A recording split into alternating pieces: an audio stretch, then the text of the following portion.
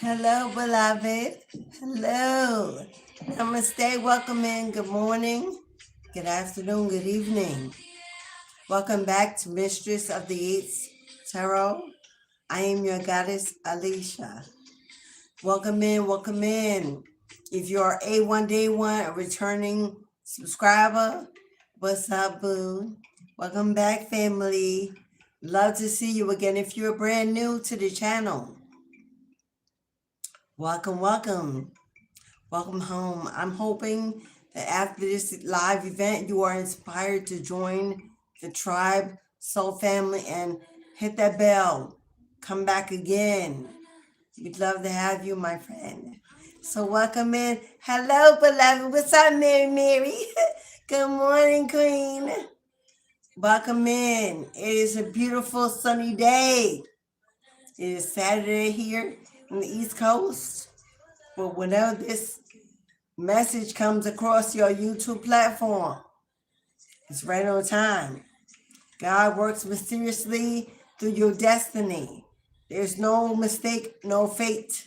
If you are been gravitated to this message, because it is a message that you need to hear, you need to receive. It will bring you some peace, clarity, serenity, abundance, and warnings when necessary. It is Ancestral Veneration Saturday.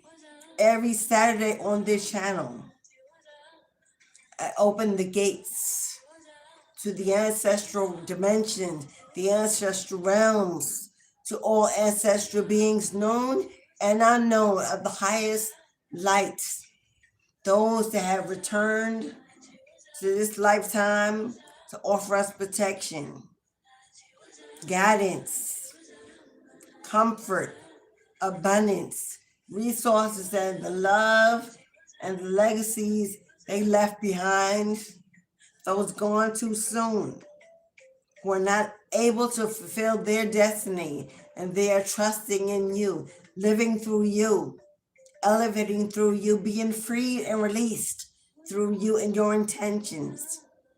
So, if you are someone that honors your ancestors as a celebration of life, not grief or loss, to remember the love they left behind, the families, the legacies. Now, all of it may not have been positive or felt rewarding or believed was the family that you deserve, but nonetheless, you are here because of them. They may not have always done it well. They may have not always done their best according to what we needed, what we desired, but they served a purpose for you are here. A chance, an opportunity to do it better, to do it bigger, to do it, to believe it, to achieve it, to walk into your destiny.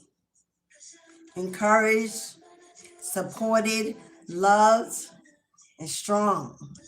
So today we honor those who have passed on, passed away, with love and admiration in our hearts. We have forgiven all. We understand the lessons that we learned, the life we were given temporarily through them, so that we can be something greater in our own lifetime. So for those who have purchased an ancestral offering for today's ceremony, or those who have donated to the channel, who have triggered an ancestral offering, your names will be called out so you know you and your ancestors, your bloodline will be included in today's honeypot ceremony. We have a honeypot full of deliciousness, fragrant, uplifting, cooling, calming, protecting, connecting herbs, tinctures, oils that will call out the ancestral dimensions, open up the heavens, and open up the gates to allow them to meet us in this sanctuary, in this place, to receive the gifts of our heart, and in return, to answer our requests, our desires, our wishes, our wants. For to receive only will come through giving. An equal exchange of energy, a currency, a reciprocity is needed. So we have some bay, some rose, some chamomile, some clove, some cinnamon, some mugwort, and some other special mixes just by me, Mistress, that will open up the gates, unlock the keys to the heavenly realms, and call them out and let them know that we are here and we are calling. If you would like to participate and give an offering for your ancestral bloodline, ancestral offerings are $3 or more, either through Cashapp, PayPal, or Super Chat. In the pinned comment of the chat, it will tell you exactly how you can purchase one, as well as size. Oh, Rain, what's up, Rain? Hey, Raina. Raina, our beautiful queen moderator, is in the house, in the room. Has put all. I would love Okay, Rain.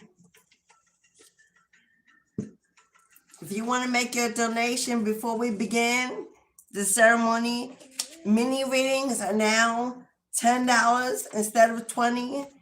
I was guided by my spirit team to keep that discount for as long as they want it running. Ancestral offerings are $3. Mini readings are $10, unless you want a 2-part reading, which is $5. So, Rain, if you go ahead and make your donation, I'll include you in the ceremony. Okay, beloved?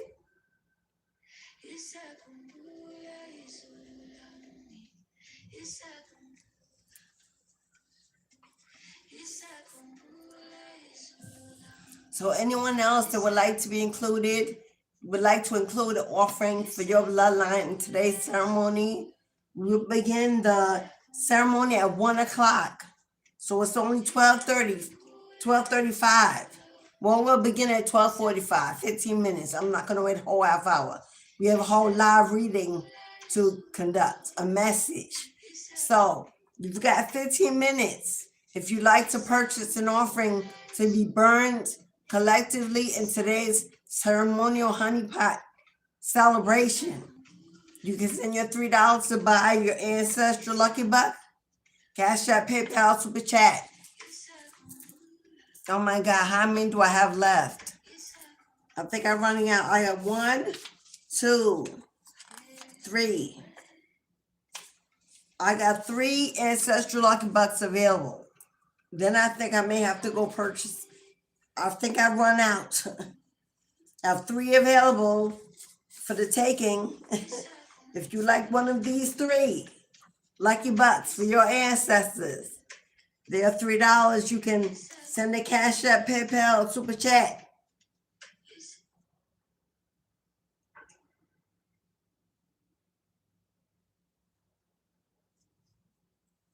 And okay, Mary. Hey, Mary, I see you, Queen. I got you, Mary. Mary Woods.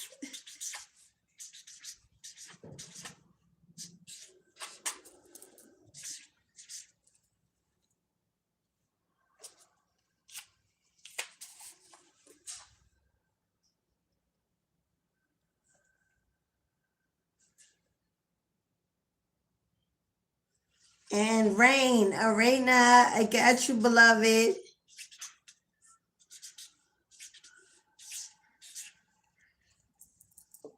So we got you, Mary and Arena. I only got 1 more. I'm so sorry, I didn't realize that I was running out and I need to purchase more because I don't see any left in my storage box. I may have some in my traveling altar box. I may have 1 or 2 in my altar box. But as of now, okay, Arena, I got you down for a reading as well as the lucky buck. Give me a minute, because let me see if I have a couple of more in my traveling altar box. I may have a couple.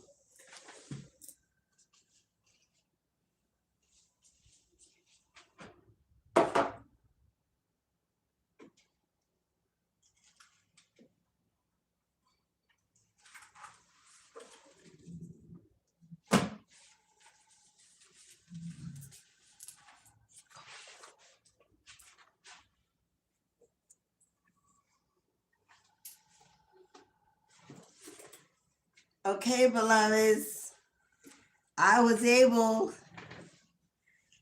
to find a nice stack in my traveling altar box. So now I have many, many more available. So if you would like to purchase an offering, I do have many more available. I have some in my altar box. So we have Arena and Mary, who are also included in today's ceremony. I will call the names of those who have purchased throughout the week. So we have Arena, Rain, Miss Rain. We have Mary, Lisa Ann Mason, who also donated one for her anime. I one for my grandmother, Madeline Hurt. We have Cairo and Dominic Lewis, who is our other moderator. You may not be in the... Hey, boo-boo.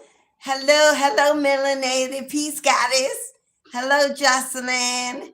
Hello, Tiana. Hello, everyone. Welcome in. Welcome in.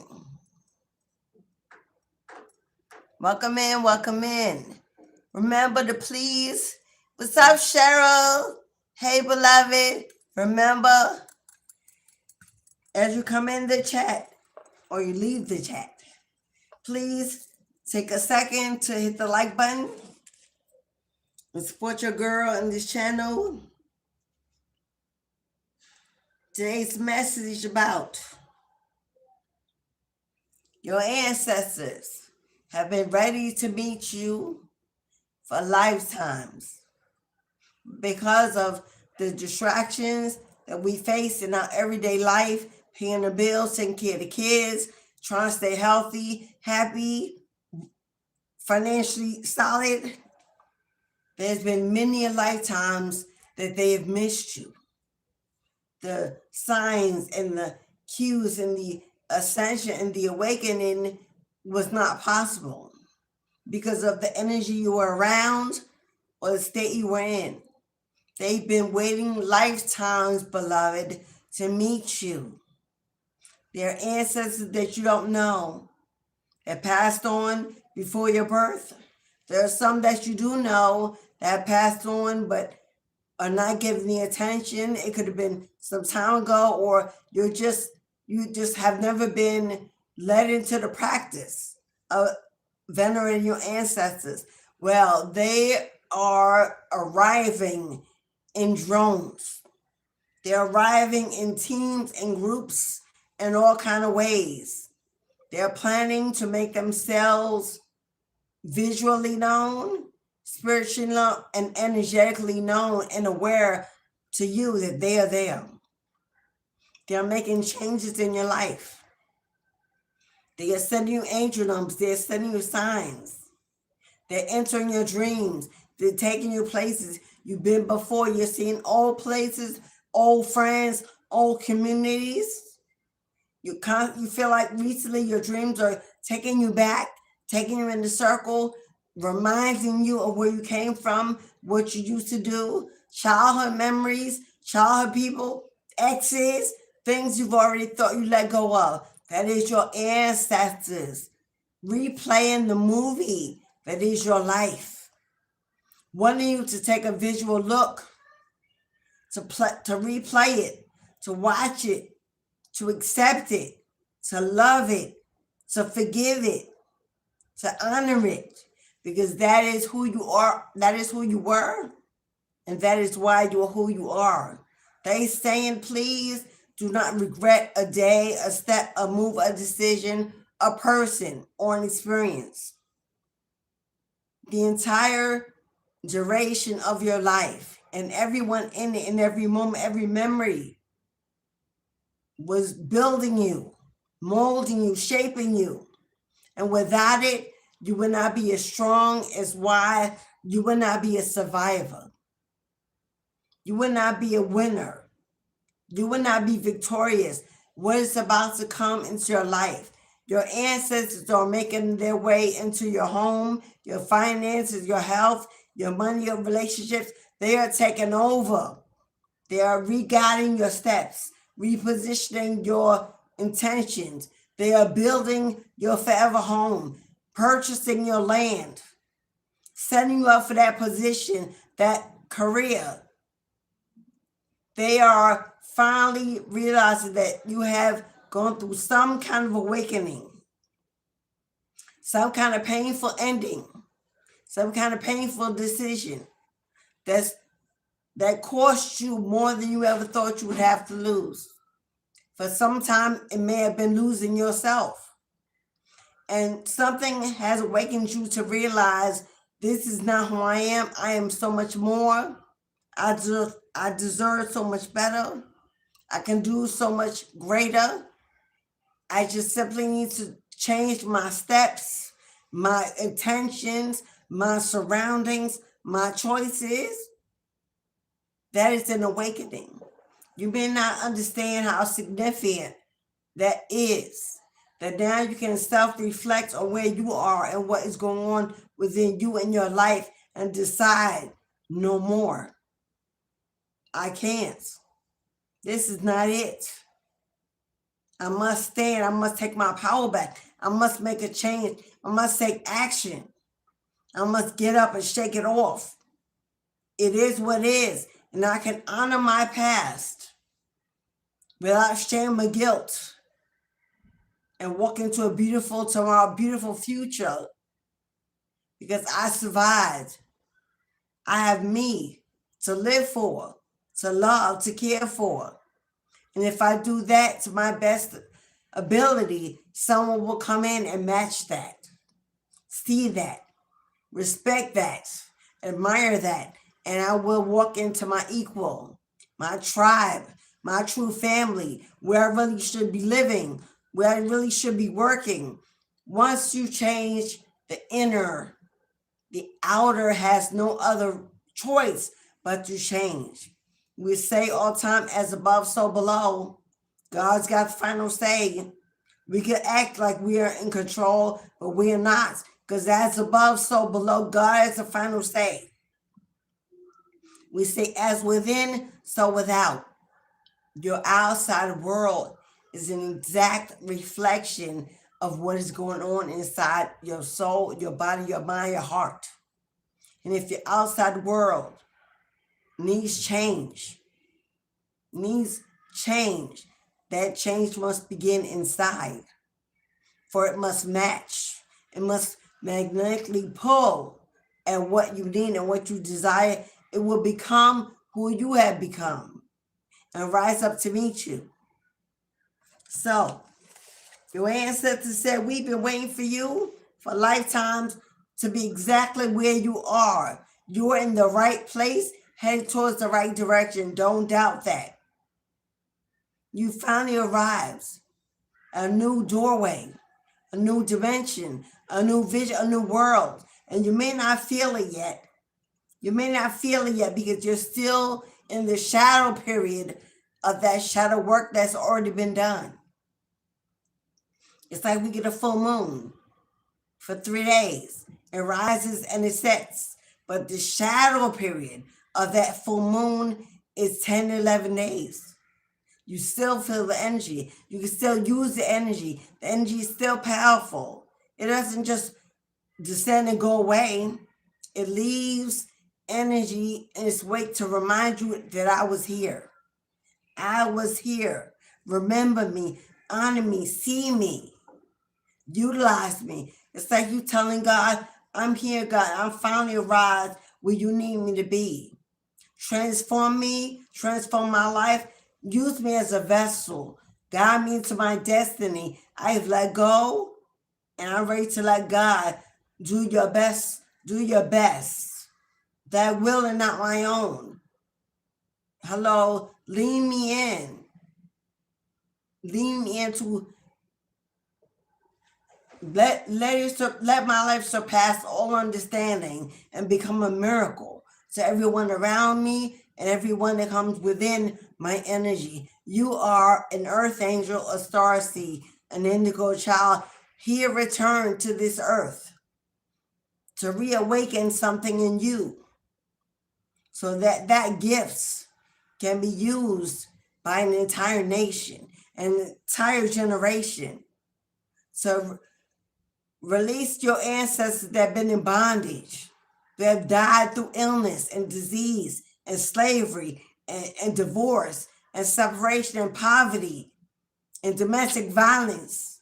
You are here to release them, free them by becoming healthier in your soul, stronger in your resolve, and confident that you understand that if you free yourself, heal yourself, elevate yourself, they go right along for the ride. For they live through you. They come back to live through you, experience life through you. The life they never got to live, the things they never got to do, they're relying on you to show them, help them feel it, help them love it, help them have another chance to experience their life. They are relying on you. They're trusting you. They have chosen you. Your assignment and your destiny is bigger than life. And now that you have gotten to a place where they can say, now we can connect, now we can attach, now the cord can be built strong. We can work for you, through you, to manifest the desires of your life. Wishes will now come true. Wishes are being granted. I hear them say, you can have whatever you like. They know it was painful. They know you went through a lot of pain. They know it hurt. They saw you the night you cried. They caught those tears and collected those ashes. They understand your fights. They understand what it took for you to survive, to continue to thrive and want to even be alive. They know because they were not able to do that. They're admiring your strength. They're admiring because they were not able to do that. They gave up and flew away. It was too hard. So they let go. But you, beloved, are holding on because you got so much life to live, so much love to give and experience. And they're ready to go along with you. Anywhere you go, they are there. Anywhere you be, they are there. Whether you're awake or you're asleep, they are there. They are now not leaving you for a moment. They are sitting in your home, sitting with you at work, in your car on the highways. They are standing with you at the bus stop, in the grocery store. Wherever you are, they are there. You have a guardian that loves you more than you know. Now, this particular guardian is someone that passed away that you know. I don't know. We're going to find out what energy is, but I'm getting heavy masculine. I'm getting heavy that this was a man. I don't know if you were close to them while you were alive. While they were alive, you may have been really young, but they know you. They got to see you and be around you. Confirmation. This is a man. This is a grandfather, a great-grandfather. This is an uncle, a male cousin, somebody that was in your energy while they were alive. They may have died when you were young. You may not remember them, but they have chosen now to accept the role of being your grand protector. We're going to find out who this ancestor is. Okay, y'all, we're about to begin the ceremony. So that will be end to purchase an offering. Once we begin, we cannot stop. So now we will begin our ceremony, and then we will go on with the collective reading. Yeah, they've been waiting to meet you for so many lifetimes, but now they've arrived, and your new beginning will begin.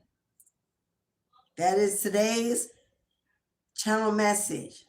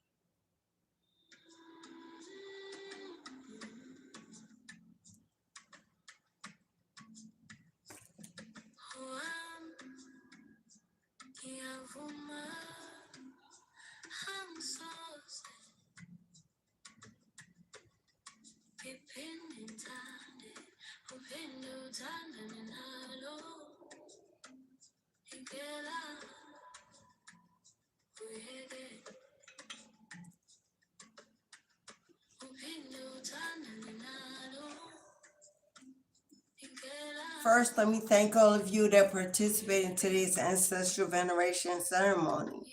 It is an honor and a privilege to lead you, to connect you, to guide you back to your ancestral lineage, to help you celebrate their lives, their legacy, to send them hope, send them good fortune in the exchange of currency that they may hear, receive, and feel you all around them, surrounding them, remembering them, honoring them. Continue to seek them out. May at this time we open the gates, we step aside, we make room for many to enter this sanctuary. Those of the highest lights, offering love and protection, abundance, great health and great wealth, guidance spiritually, emotionally, physically, that places us in the right direction, on the right path towards our destiny, that they be fulfilled in this lifetime so that we can meet again in the heavenly planes, to reconnect, to celebrate, to love and embrace one another, that we may all become ancestral beings of highest light after our passing, and look over the next generation with love and guidance and dedication. We now use this ceremonial honeypot to send these offerings off into higher dimensions. May they receive well, without interference. As we open up this celebration of life, we remember them not as a loss, not to grieve, not as sadness, but with a smile, with hope, with honor in our hearts. For those that have sowed the seed to take part in collective energy, we say thank you, beloved. May your prayers, your wishes, your goals, your dreams be heard, be seen, be granted. May every door of opportunity be opened. May every step you take be in the right direction. May your ancestors forever cover your head, your home, your finances, your health with great protection. That you know no lack, no scarcity, no pain, no misfortune, no evil eye, no hex, no curse, no ill intention. For every weapon formed against you shall never prosper, and every tongue that rises shall fall, for you are blessed. For you bless others in your heart, in your soul, with your intentions to give back to those who have given you life. To your blood of blood, your bone of bone, the DNA that flows throughout your veins, we say thank you. Thank you for all you sacrificed, so the arrow may cut through the pathway and make it clear and free and abundant for us to walk in a new nation, a new world, a new vision, one cloaked and covered in love. For Dominic Lewis, for the seeds that you sowed, for the generosity of your soul, may Spirit bless you and your home tenfold, for as long as you shall draw breath. Ashe, ashe, and ashe.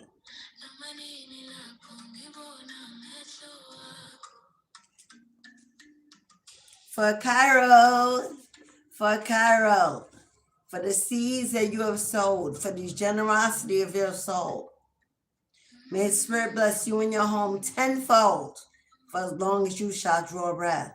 Ashe, ashe, and ashe, beloved.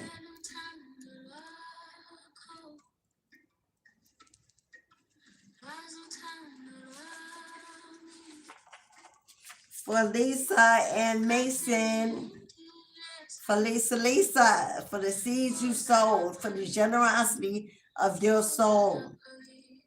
May Spirit bless you in your home tenfold, for as long as you shall draw breath. Ashe, ashe, and ashe.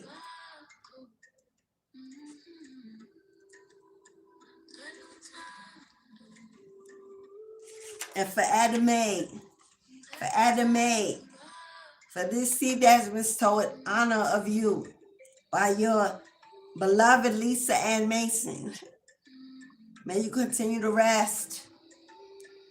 May you continue to be free, to elevate, to be happy, and to thrive and to fly with the angels on high.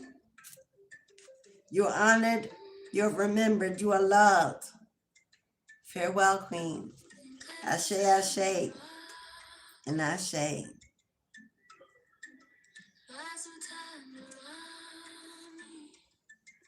For Mary, for Mary Woods, for the seeds that you have sowed, for the generosity of your soul.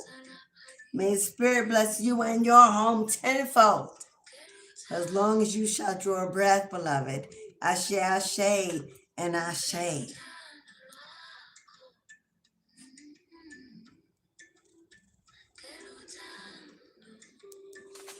For Arena, for rain, beloved, for the seeds that you have sowed, for the generosity of your soul. May the Spirit bless you and your home tenfold, for as long as you shall draw a breath. Ashe, ashe, and ashe, Queen.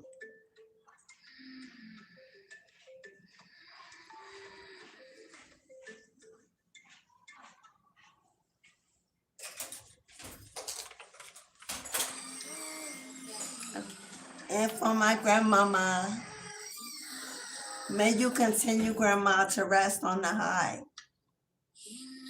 May you continue to heal and elevate and continue to fly with angels above. As I remember you in my heart, my soul, my mind daily, that you never leave my side. The grandma I never got to know in the living, but you were gone too soon, but has been with me from my beginning and always present in my life. This is for you, Grandma, for my Madeline. For my Madeline. Ashe, Ashe, and Ashe.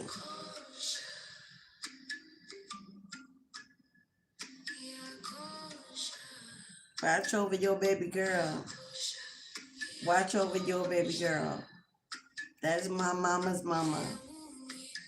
My mama's still here, but in need. So watch over your baby girl until you meet again. Ashe.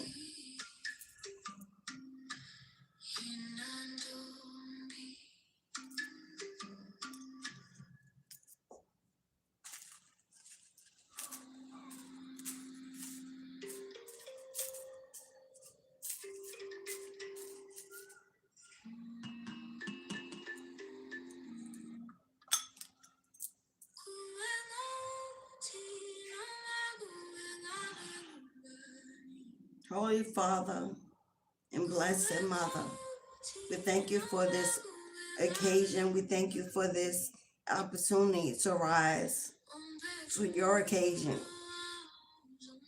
to honor your beloveds, to rest with you on high, that they are remembered for the lives they gave, the sacrifices they made. We shall never forget from where we come and from which that we are made. Bless us in return with every blessing that we send, that we may continue to thrive, to be happy, to be joyful, to be serene, to be abundant in all ways. For as long as we shall all draw breath, keep us in your loving arms, comfort us in times of need. Move every challenge, every obstacle our way so we can succeed and rise up to meet you and receive our wings. So as it is spoken by the power in me, 3 times 3, I will say, some more to be. And so it is. Ashe.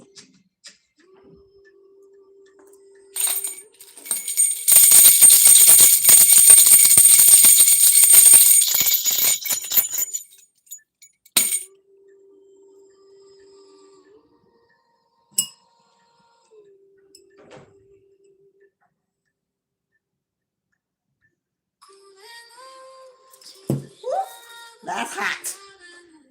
Ooh, I forgot that candle was there. That's the mood that for y'all see me burn on. Y'all don't want to see me get burned on live. It's okay. A little bit of heat ain't gonna do much to me.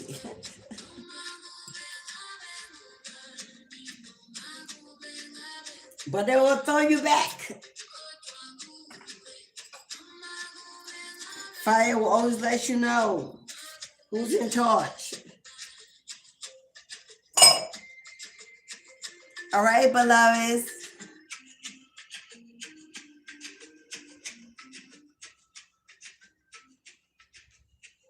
All right. Yay! Thank you to everybody that participated. Y'all make these ceremonies a beautiful thing. So thank you, beloveds. Hey, what's up, boo? Hey, Missy Foo. What's up, beloved? Hey, Queen. Hey, part 12. Winnie. Hey, Winnie Poo Poo. Amen. Amen, Mary. Something more to be. All right, beloveds. Your ancestors have been waiting for you for lifetimes to be exactly where you are in this very moment. Now they can communicate to you.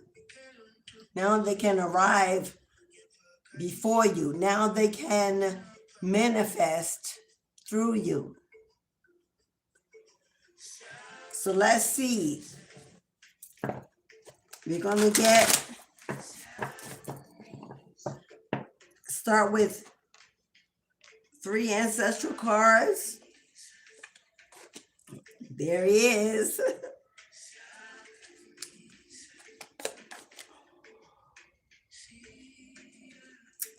Come on now.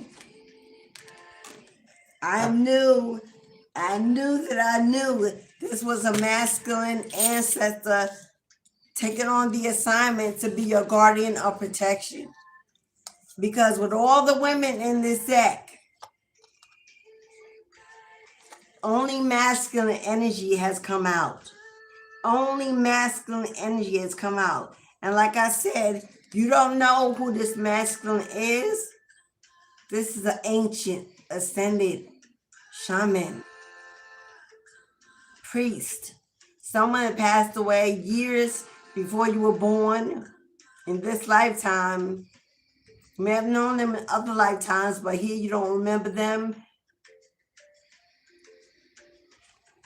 This is a grandfather, a great-grandfather. This is someone wise, strong, representing the eagle. If you've been seeing a lot of birds, I don't know if you saw an eagle around your home, outdoors, in movies. If the eagle has been making himself known to you lately, that is your grandfather letting you know, I am close. I am close. I am near. I'm coming. I'm almost there.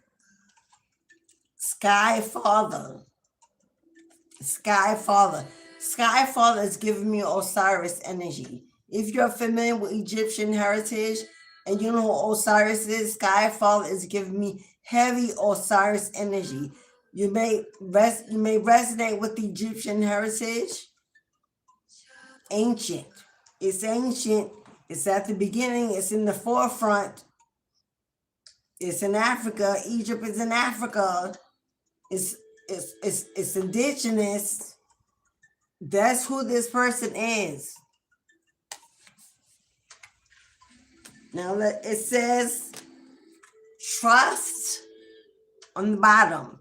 Trust in the unknown.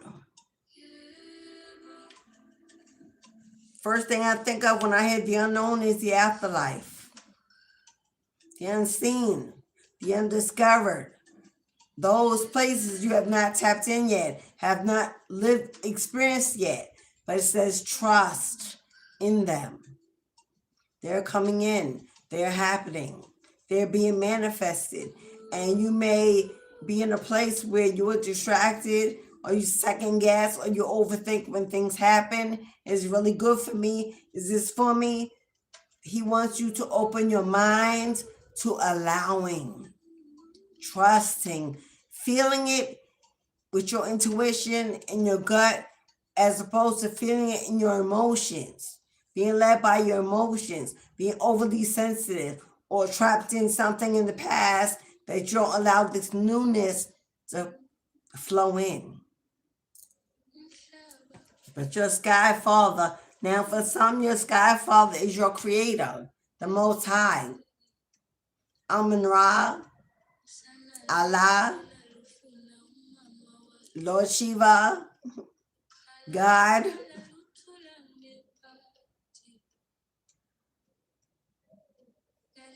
He goes by many names, depending on your culture or your experience into what you call him.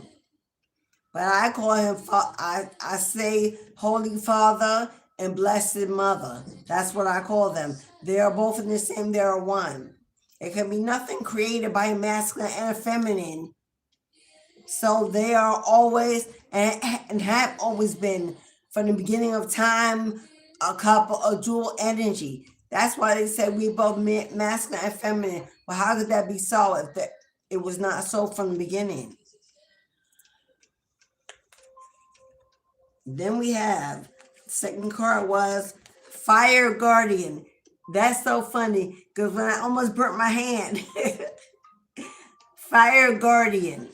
You are being protected from, we speak of fire, we speak of rage, violence, jealousy, envy, unsafe competition.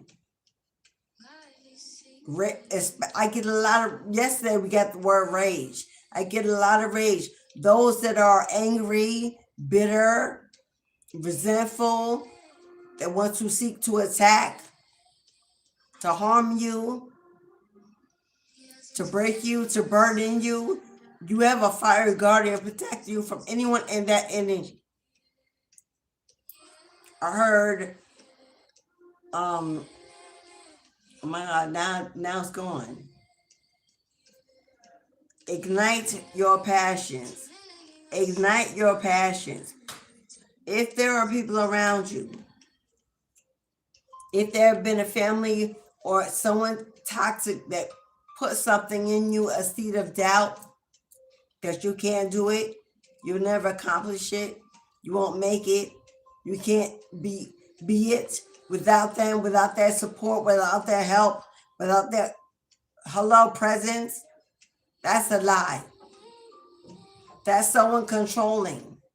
Someone wants to bind you, claim you, use you, abuse you.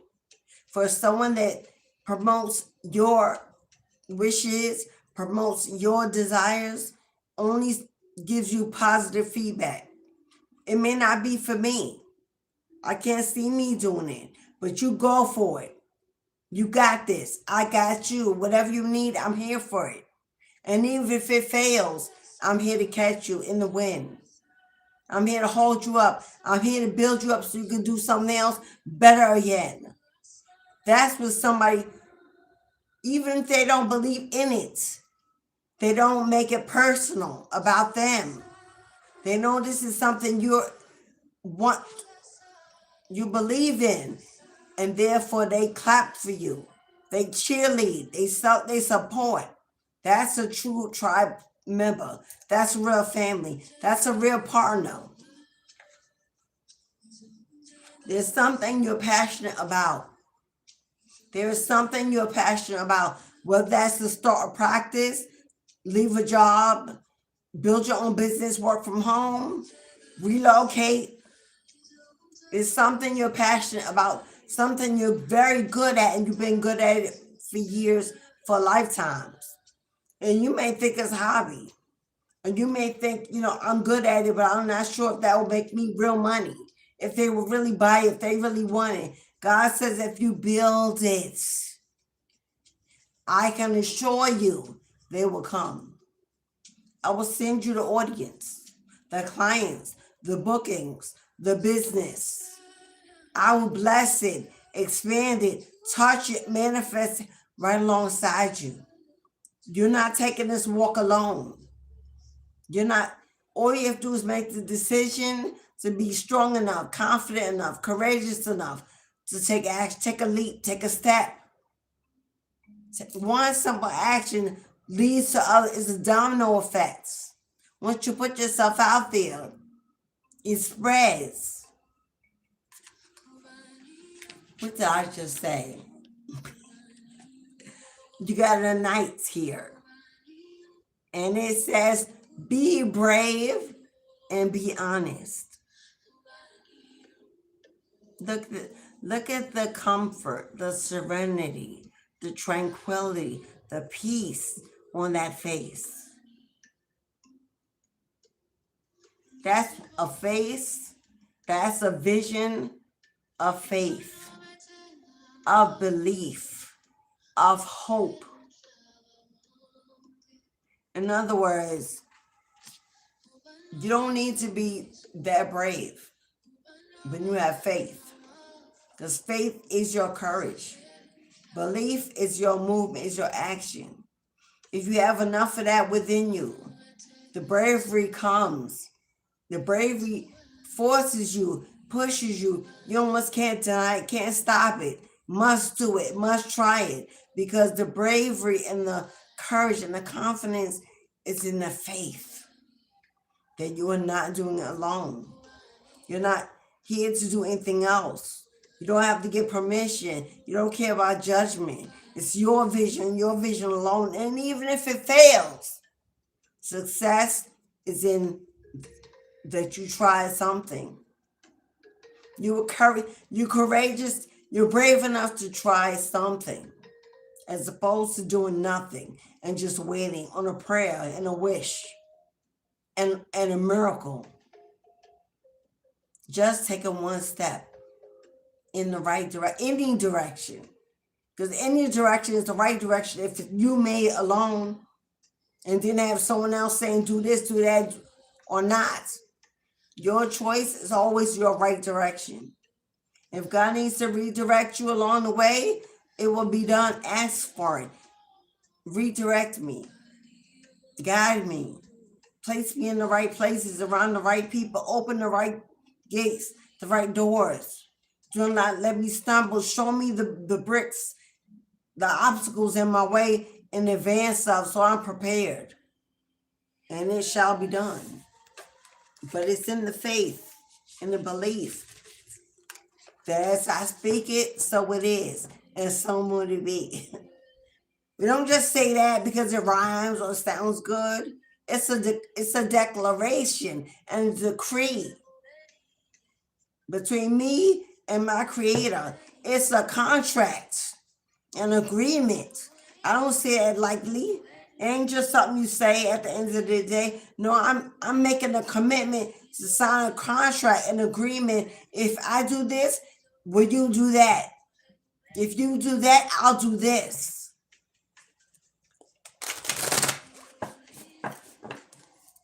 That's why they say the power of life and death is in the tongue. You speak life. You speak life over. You speak life into. You speak life because you are life itself. And that gives you the ability to speak into another life. You can speak death the same way.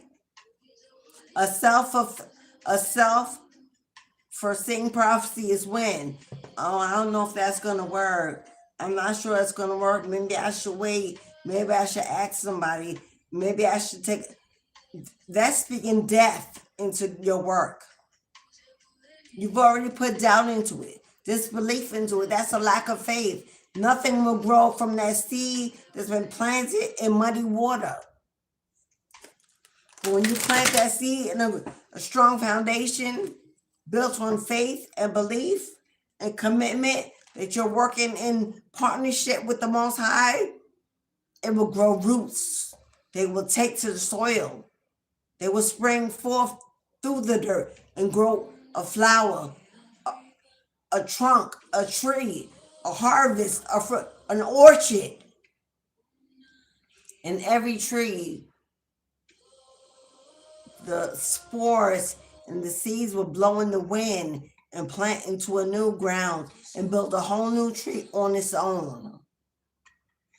That's how Mother Nature works. When the flowers, when the spores blow into the wind and land in different soil, new places, they grow whole new plants by themselves. That's why we say God provides, Mother provides. The earth is full of opportunity and space. And still we wait. When there's a vast universe of opportunity and space, and we sit in one place, in one hole, in one cage, weeping and feeling and victimizing our life and feeling guilty and shit. And God saying, I provided you everything you need in all ways. Plant your seeds, there's the soil, there's the water, to water them. Nourish, cultivate, and watch over your garden. And I will bless it, multiply it, until you receive the fullness of the earth and everything within, and want for nothing. But that's a belief you must, it's a mindset. It's a vision that you don't let anyone steal from you once you get it. It's life-changing. It's life-changing. And you're going to have demons, jealous friends, jealous family members, jealous lovers, jealous children. You're going to have imposters, monitoring spirits, haters, and yada, yada, yada. Because he is she who wears the crowns. Okay. And to whom much is given, much is expected. It don't come easy. It don't come easy, but my God, when it comes, when it begins to flow, when the faucet is turned on, Can't nobody turn that off. That's done by the hand of God. Who gonna turn that off? Once God allows your life to open up and flow into manifestations in every direction, it don't stop. The only way that will stop is when you sit down and get too comfortable. And you will stop. God says, yeah, you can rest. Of course, you can take vacations, rest, live your life, but where's the me time? Where's my time? What are you giving back spiritually? What is your spiritual practice? What are you really grounded in? If it's chasing money, chasing the bag, chasing material things, God's saying, I don't bless no mess. If you only want what the world can give you, which is crumbs compared to what God can give you, then you can go have that, chase that. You will never, it's not a spiritual inheritance. Spiritual inheritance only comes from spirits. Now you can chase generational wealth and never get it. You don't have no ancestor die, leave you no property, no house, no money. You get to keep chasing it, marrying for money, scheming, get rich quick schemes. You keep chasing that, but spiritual inheritance from spirit is irreplaceable and insurmountable and will last from your generation to next generation to next generation. So God says, where's the me time? Where's the you and I time? What are you putting in with me? What's the morning routine? What's the nightly routine? Where's the spiritual practice in your daily movements? When we're crying over lost love and lost jobs and lost money, God's saying, you didn't lose it, I took it away. Because it wasn't for you. It was taking you nowhere. It was not elevating you. It wasn't even part of your destiny. You chose that. I didn't send that to you. So when you decide to stop crying over spilled milk, that didn't pour into your cup in the first place. That's why it spilled. I knocked it over. I sent the towel. Now that your cup is empty, give it to me.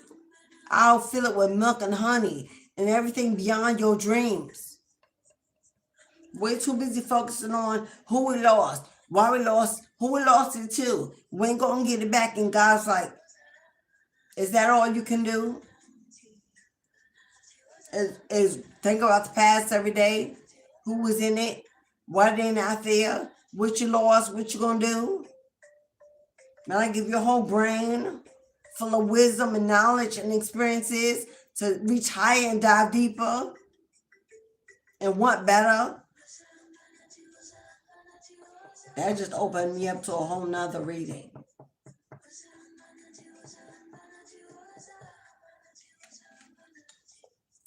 I'm going to pull next from the Citadel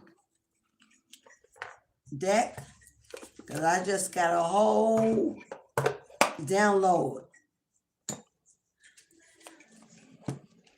But I would like Goddess to keep this message positive. Because ain't we tired of hearing about karmics? I don't know about you, but ain't you tired of hearing about karmics? I am. I wish they would go the hell away and stay out of the energy. But since a lot of them can't communicate with you, can't reach you, can't connect you, they're doing it in the spirit realm. They're doing it in the astral realm. They're doing it in the unseen, the unknown, the unconscious. They're doing it through us. Because that's where that's where we reside. That's where we build. That's where we learn. That's how we teach. So they're coming in and utilizing us to try to bring you messages. That's how they come through in every reading. Because they ain't got no other way to get in.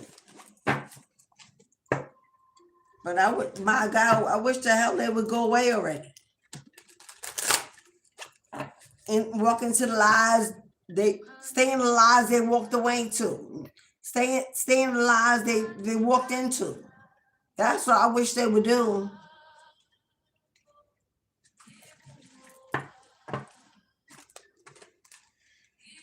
And let peace reside in the collective. who deserve it. I wish that's what they would do. But every time I come on here they come. Trying to break through. And that download I received, that's exactly who that was. I'm going to try not to give them no attention. But they knocking on my door. So somebody's in this room right now. There's somebody got so much they want to say to.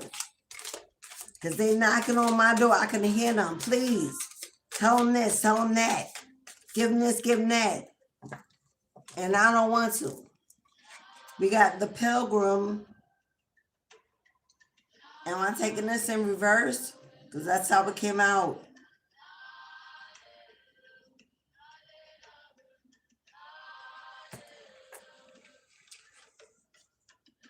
In the upright, this is opportunities and growth.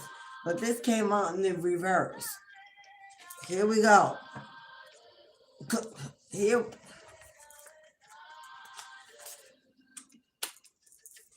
we go. Turn off that music because opportunities and growth in the reverse. Let's find out why it's in the reverse. And if this is you or somebody else's energy in the reverse. The Pilgrim.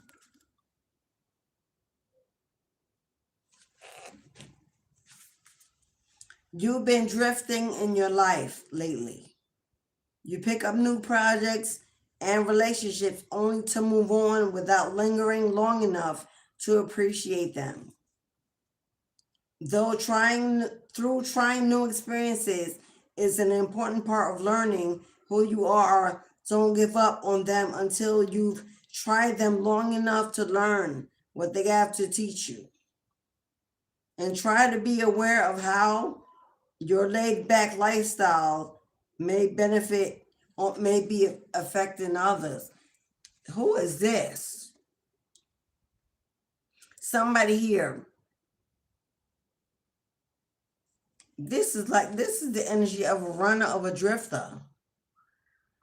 Constantly going in and out of relationships or jobs or projects, never actually finishing anything, because when it becomes too difficult or too challenging, moving on to the next. Without including those around you, this could be children, from house to house, relationship to relationship, job to job, project to project. I don't know what this is, beloved, but this is for somebody in this room that's being advised to stop running through your life. Step back, reassess.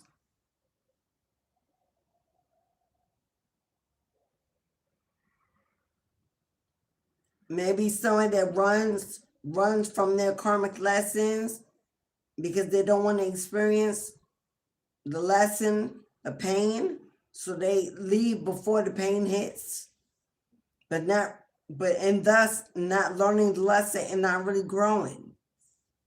We'll see who this is, beloved. Take what resonates and leave the rest. But if you know this is you, then you know it's you. If it's not you, you're going to see if there's someone attached to you. Because I said somebody was knocking on my door trying to get in. This could be somebody that ran from you, ran from everything in your life, ran from their promises, from the marriage. But this is a runner energy, a drifter.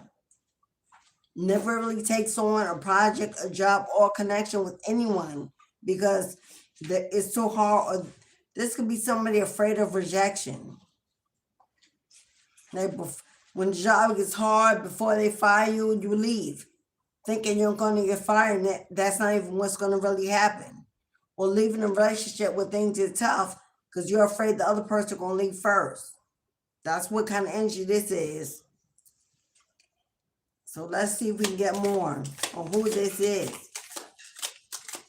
But you'll know if another reverse. The miser, stubbornness and inflexibility in the reverse.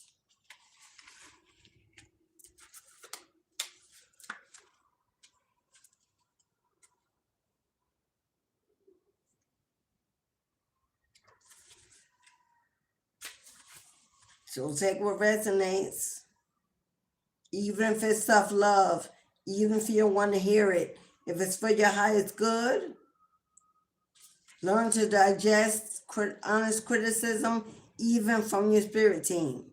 Because it's only meant to make you greater, stronger, and align you with the right destiny and the right people. Get the miser in reverse. In reverse here.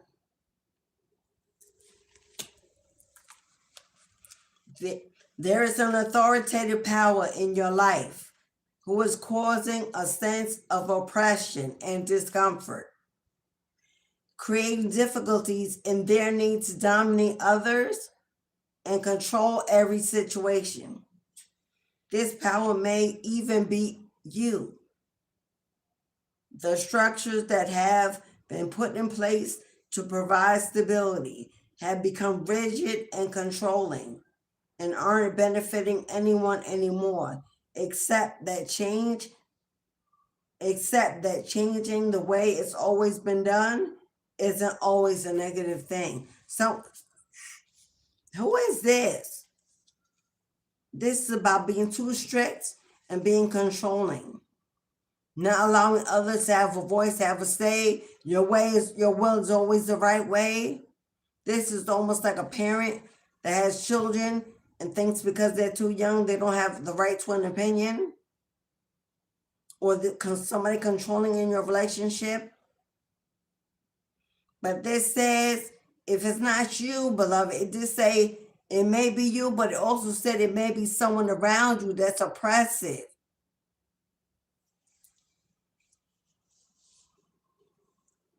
I know I'm just as anxious as you to find. If this ain't you, I'm just as anxious to find out who this is.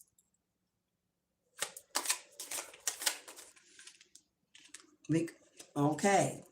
We got the diviner in the upright and the queen in the upright. We got diviner and the queen in the upright. You know what? These two over here, beloved, these ain't you. I'm not getting collective energy at all. This is somebody else. Somebody around you at the moment that you need to get the hell away from. This is giving me narcissist energy. Someone with a big ego, someone controlling, wants the last word, wants to take care of all the money, don't want you to touch it, can't invite nobody over. Where you going? Always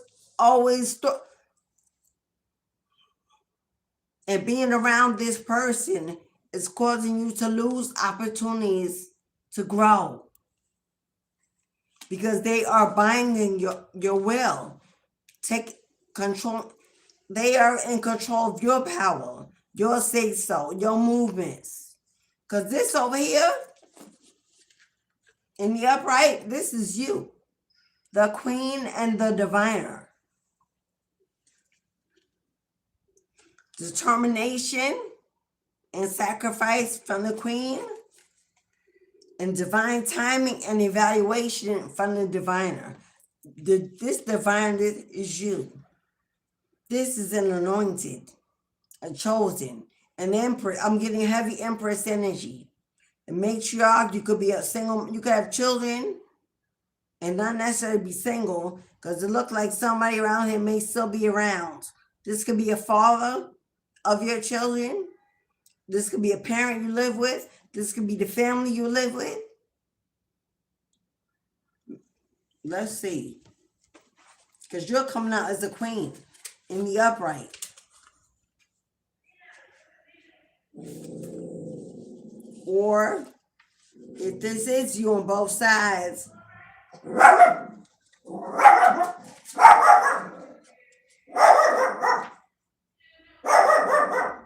I know you hear Poppy in the back. Just ignore it. Somebody's outside.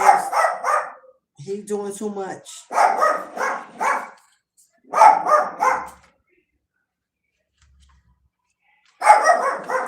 Bobby, get away from the door.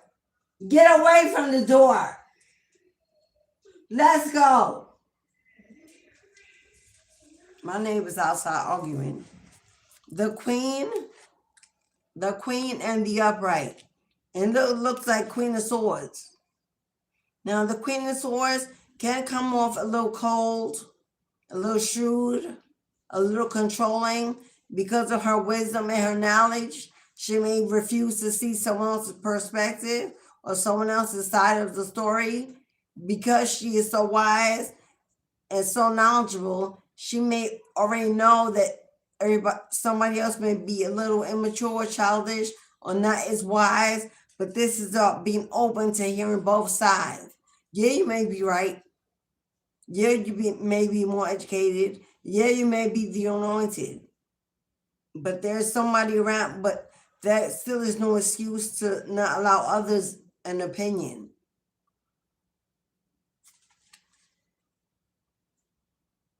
You've left a lot of things behind in order to get where you are now.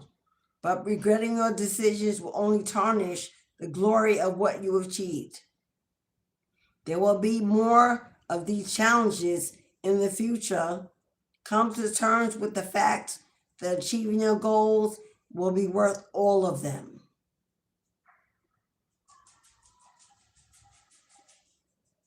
Occupying it. Okay.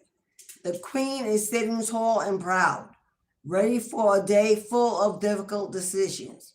But there is a position that they have worked hard to reach, and they will not shy away from their responsibilities that have come in the wake of their ambition. Yeah, this is you. You've come through hard times. You survived a lot, but you also dealt and put up with a lot, and that includes people. And it may have made you a little harsh, a little cold, a little unwilling to hear someone else's opinion. They're saying that you can be a queen and you can be a diviner. You can be a light worker. You can be smarter. You can be wiser. And you probably are. But not to use that as a instrument of discipline for others who are not. It's being chosen and knowing you were chosen, but remembering that although you are having a spiritual experience, that you are still human. And that human still needs to connect, still needs to bond. Diviner, divine timing and evaluation.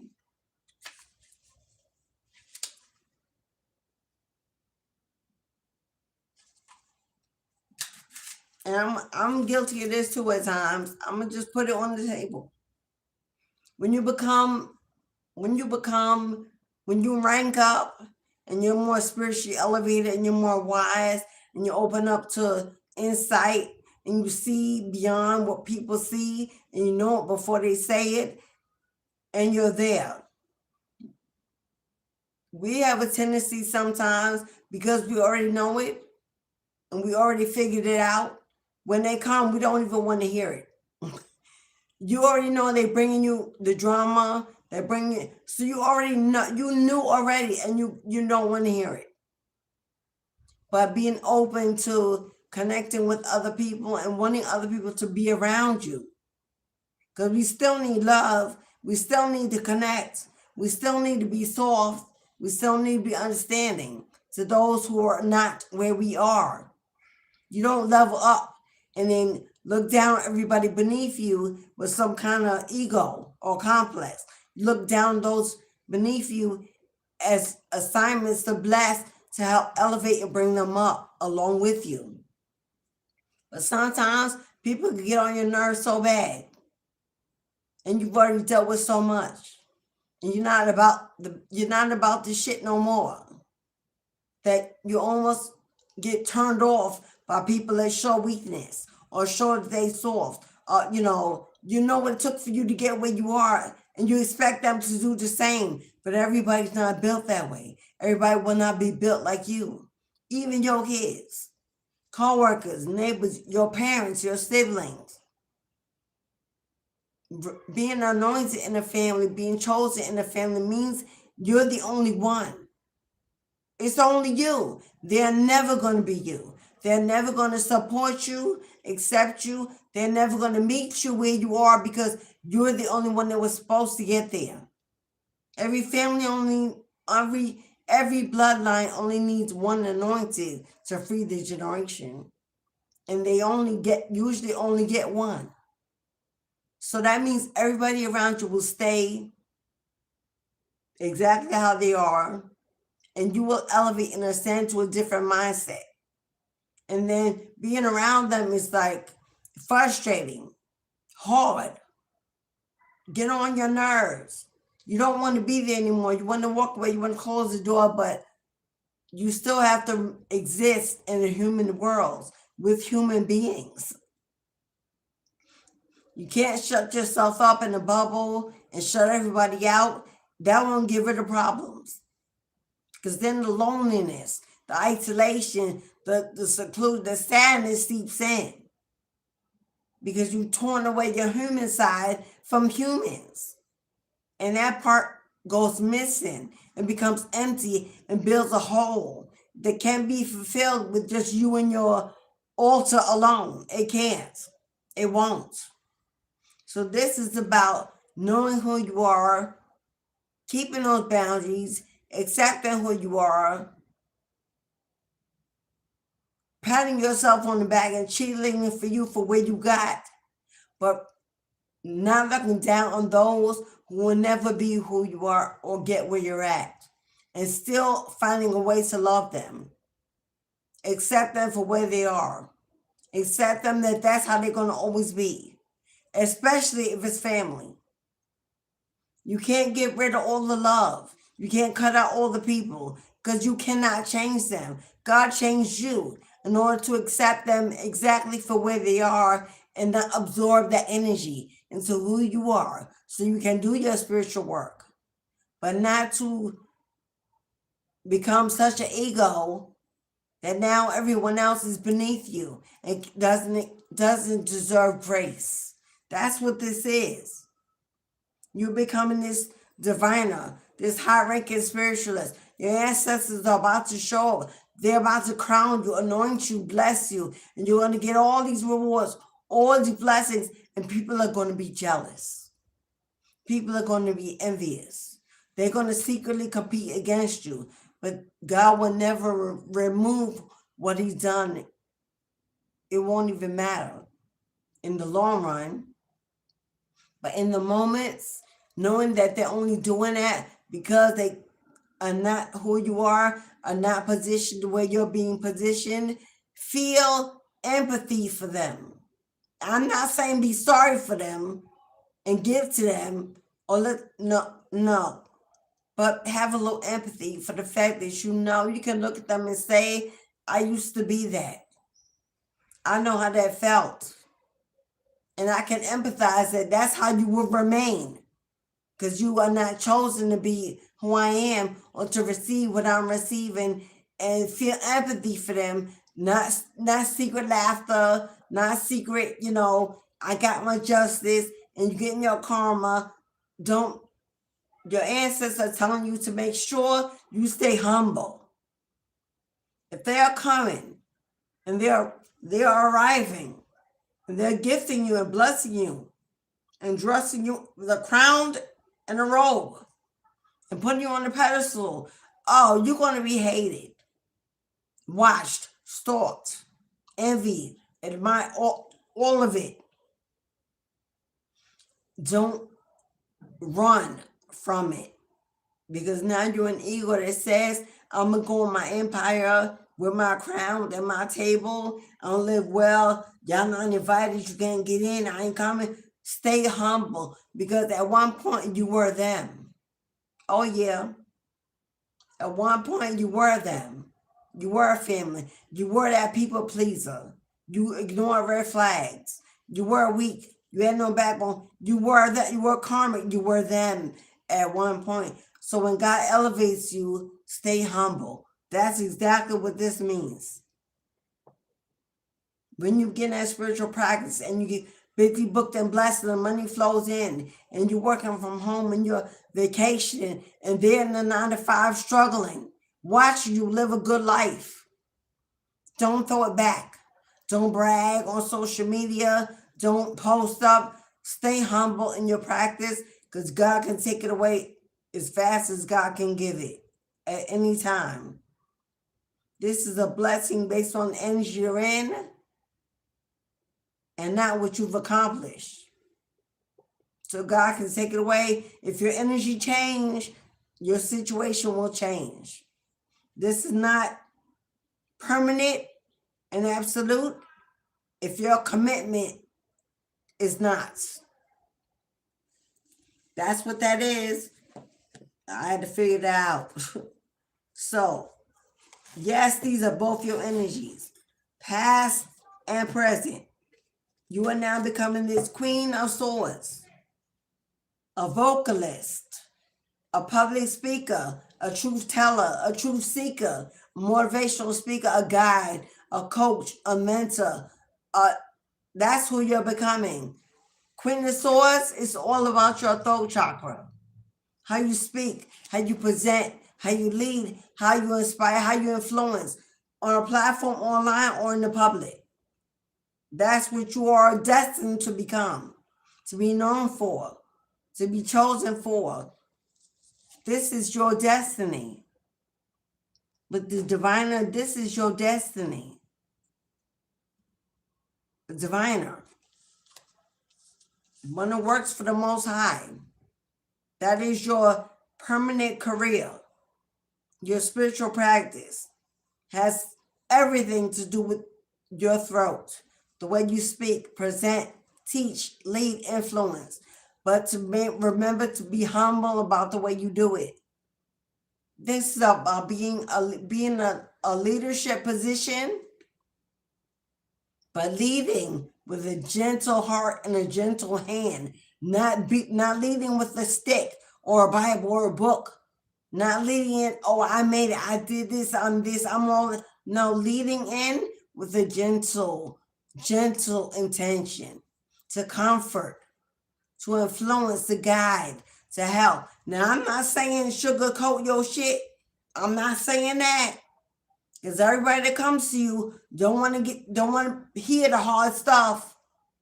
Everybody that comes to you wants to be heard and accepted. Everybody don't want to be awakened to the truth of themselves.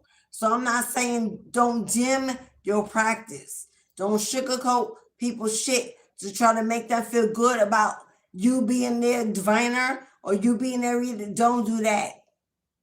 Because it will weaken your gifts. Over time, you'll forget who you are and you will now be them again. People pleasing. For attention, for booking, for donations, for reading. So don't do that. Talk your talk and walk your walk with your head held high and your crown straight. But remember that they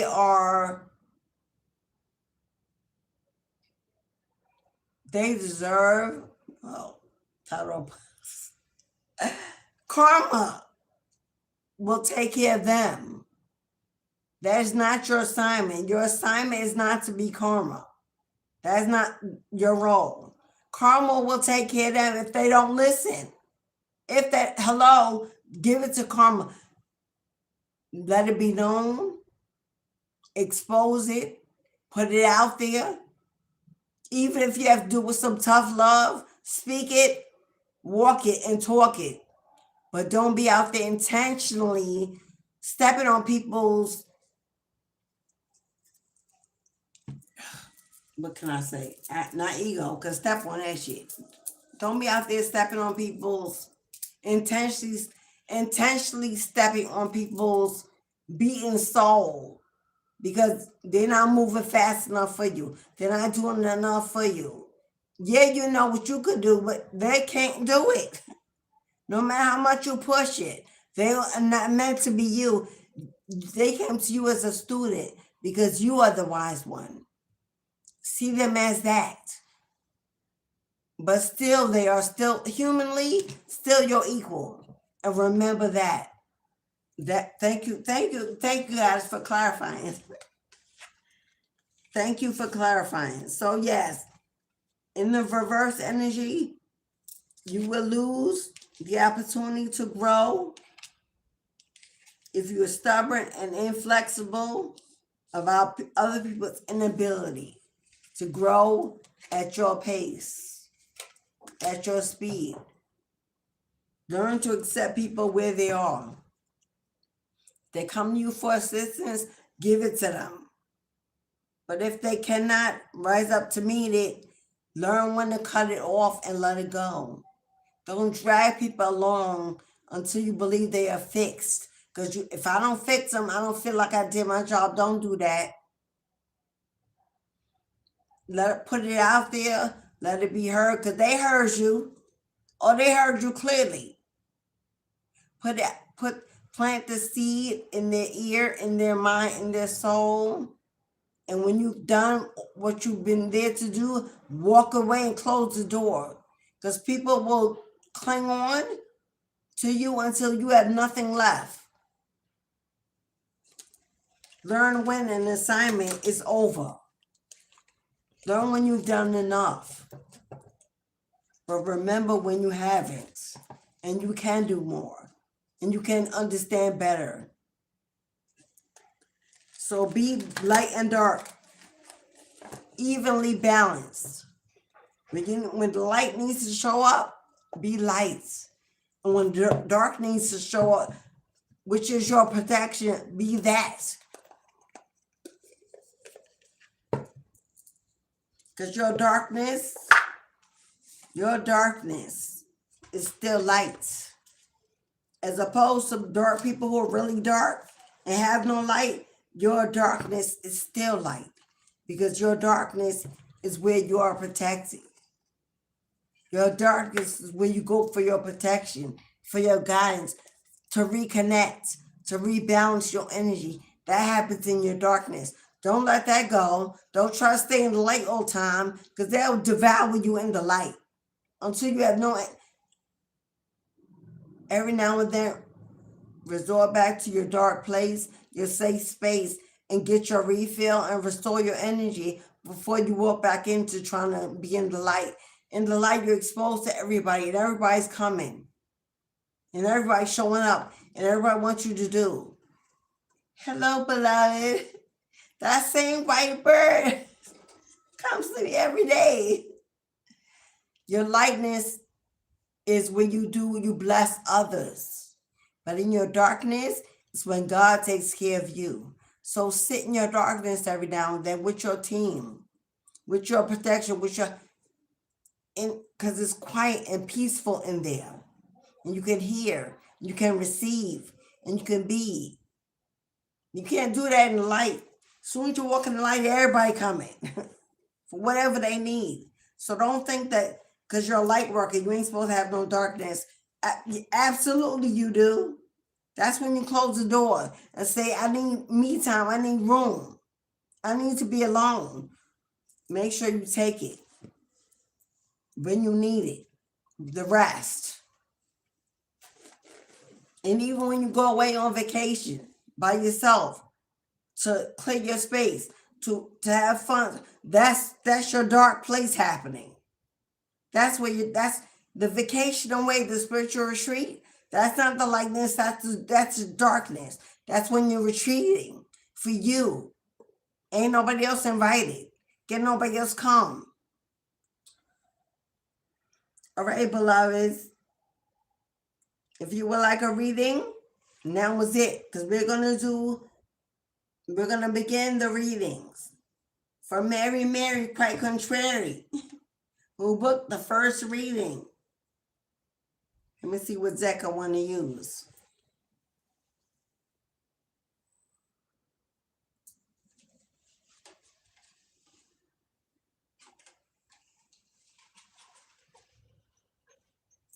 Where's my deck? Oh. Okay, Mary. It's time. This bracelet is biting my arm.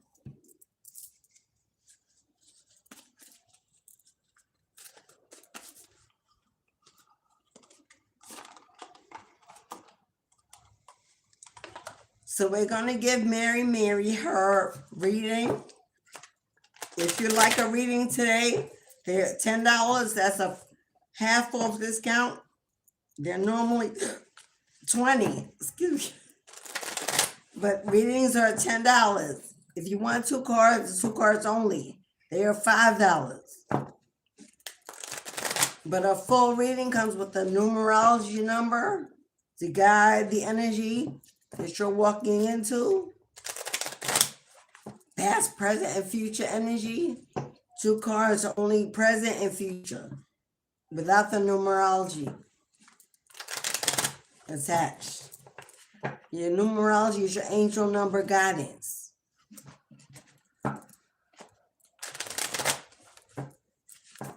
Once we get your angel number, the cards usually confirm and follow that number. I ain't never had a time where they have it. Okay, beloveds. Oh my God, I ain't got my paper. Well, I'm going to have to use one of these old bucks to write. Because I left my paper. All right, Mary, you're up first. We got 132.26. 132.26. Mary, you got 8. You got the strength card, Mary. You got the strength card.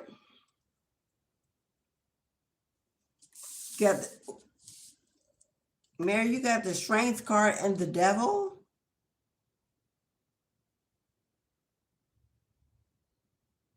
Mary, you got the devil and the strength. Now, the devil can represent something toxic, something you need to break away from, someone. It can be a bond based on that is very traumatic. This energy depleting you, holding you back. Because with the strength card, it's a need to fight back. A need for courage and determination to take your life back, take your power back from somebody that's determined to bind you, use you in some way for some reason.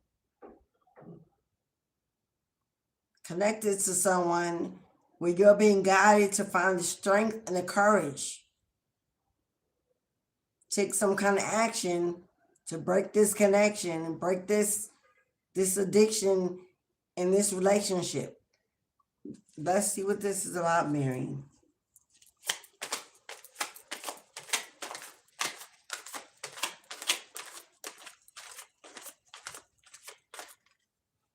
For Mary.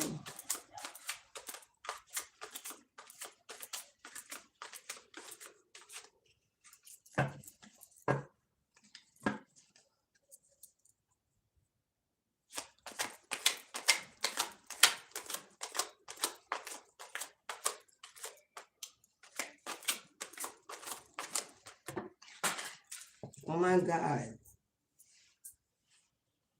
The whole batch fell on the floor.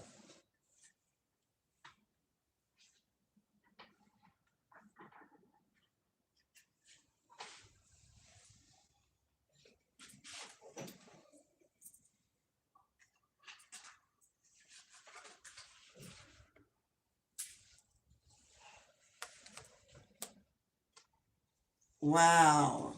There was only one. Wow. Yep. They want me to take it. I never had a whole batch fall on the floor like that. But they want me to take it. So Mary, 8 of Cups. That's you moving on, beloved. All those cups, all that spilled milk, all that's been lost, those cups are empty. No love, no peace, no hope, no future, nothing to gain. That's you turning your back and finally deciding It's time for me to move and go my separate way. Make a choice to find somewhere happier, safer, healthier to be. Moving on. This is about moving on. A new life, a new vision. 5 of Cups. Sadness, loss, grief. It's been long enough. It's been long enough. Tired of being sad, unhappy, unfulfilled. Again, cups on the ground. Lies, grief, sadness. Could be some cheating here with 3 cups on the ground. Yeah, with 3 cups on the ground, 2 cups behind his back. Those 3 cups could have been relationships outside of your connection. The 2 cups in the back were the cups that you may have hoped on, hope will work out one day, but not with all those other cups involved. Too many people were involved in this situation because you got the death card representing it's over, it's done, a cycle has been completed. Making a choice to count your losses, knowing that it's come to an end. Transformation must begin. Something has to happen to transform this into something better, something new.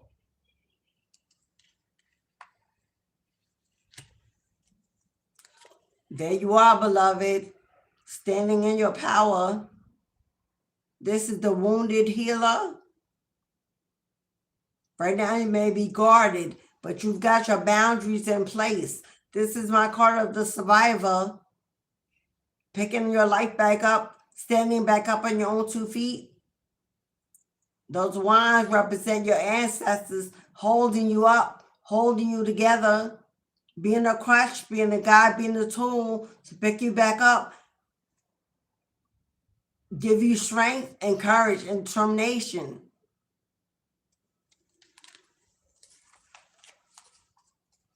Man, wait till you see these last 4 cards, Mary.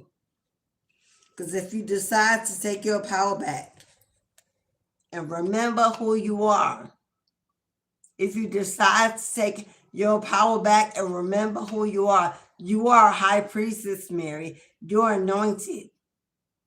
High intuition, highly connected to the divine, a high-ranking spiritualist. Seen by the Most High as worthy, valuable, protected, anointed. This is a starseed earth angel. Remembering who you are and what you came here to accomplish. Stepping into your power. It's time for you to step into your destiny. Because with the sun, the skies are parting, the clouds are going away, the sun is rising. The sun brings a new joy, a new peace, a new harmony, new abundance, Manifest, the sun manifests the greatest outcome in every situation. It's healing energy. Because after something was exposed to you, after your eyes were awakened and you were enlightened about what was going on around you, you made a decision that you could not do this anymore. That it had ran its course, as it had run its course, admitting that it's over. That you can no longer live in this energy. Because what the universe has for you in return as a replacement, how the universe intends to restore your life and rebuild your future. Because the high priestess belongs in an empire, in a kingdom. Hello, in a mansion, provided for, protected. And that's exactly what the universe is about to do. The universe is looking down on you, shining a light into your life, about to pour into your cups with milk and honey until it overflows with blessings, rewards, opportunities, new beginnings. It will never end. Because this is your destiny. Every opportunity, every wish, every desire, every passion. You can have whatever you like. That you were destined to be royal, to be wealthy, to be healthy, to be happy, and to feel whole. You are here to give back to the universe, to heal others, to influence others, to guide others. This is a psychic, a medium. Hello, psychic ability. This is mediumship with the Most High. You want that you want that spiritual inheritance? You want that spiritual that spiritual inheritance? Because this is spiritual. This ain't generational. This isn't given to you by your family, by your lineage. This ain't left to you. This is given to you by the grace of God. Pouring out from the heavens like manna from up above into your life.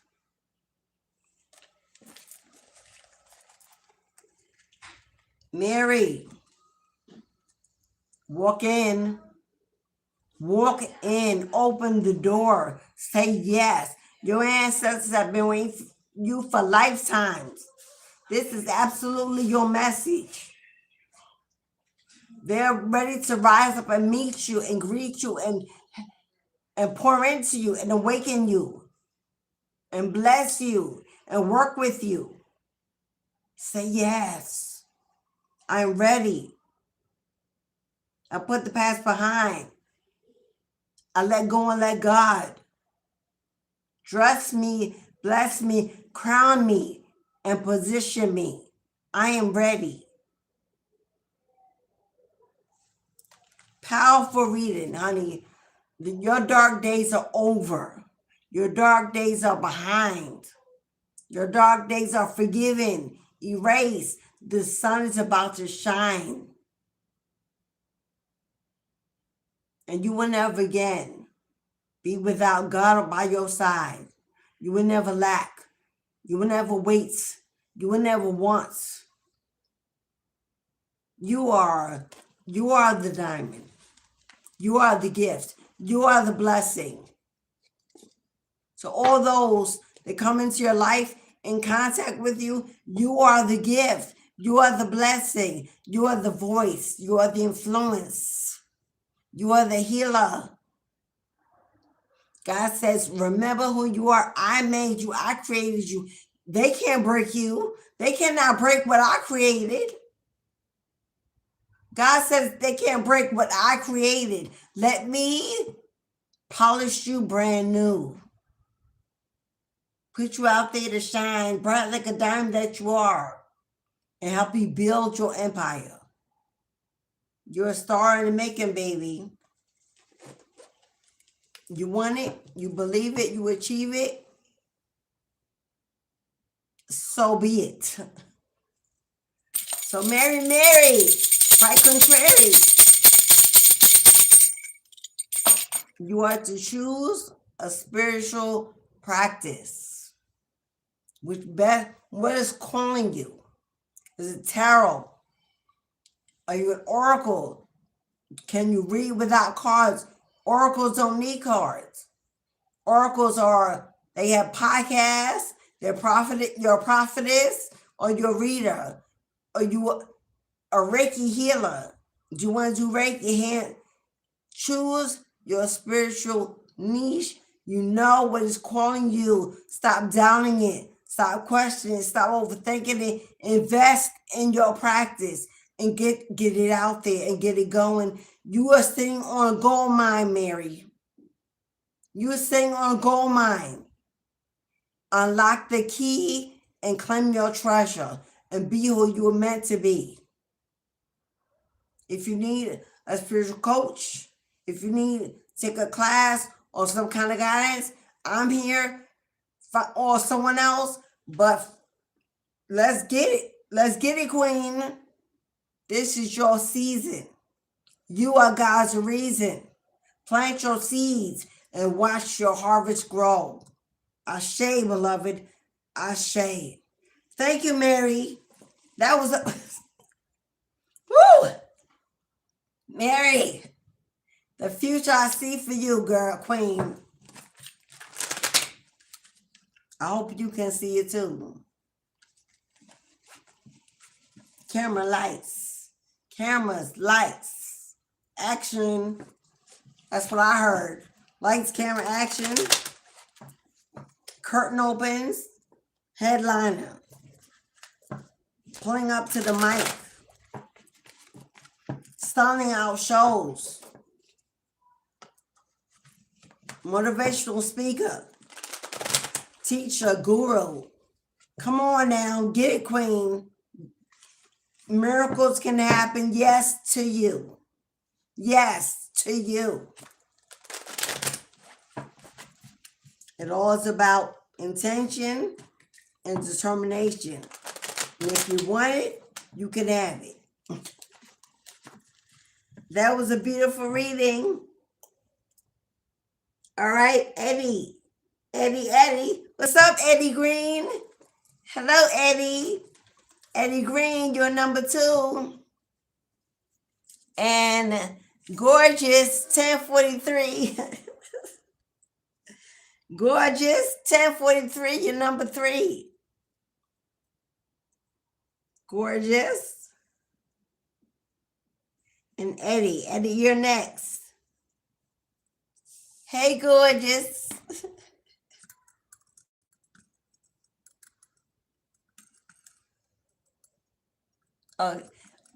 What are my 9 spiritual gifts? Who said you got 9, Gorgeous? Be a little bit I'm gonna do your reading. Who said you got 9? You chose 9 for a reason. Did someone tell you had 9, or you just feel like you have 9? 9 is a special number for you. But I'm kidding. You had a dream. Okay. All right, beloveds. I'll pull your cards and I'll give you the gifts that come out in your reading.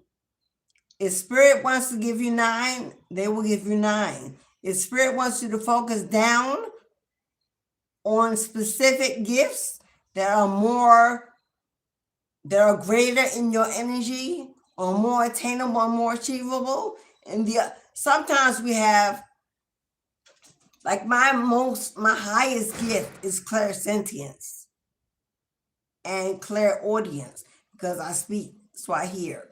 Those are my 2 most prevalent gifts. I have others, but they are not the ones that I should utilize highly in my practice. Because if you utilize too many gifts at one time, you'll never start nothing. Because if you try to perform 9 gifts in one niche, that's almost impossible. You can't start a spiritual practice focusing on 9 different directions. You focus in one direction and allow the other ones to come in as a complement. Right? You know what? I can't answer the phone right now.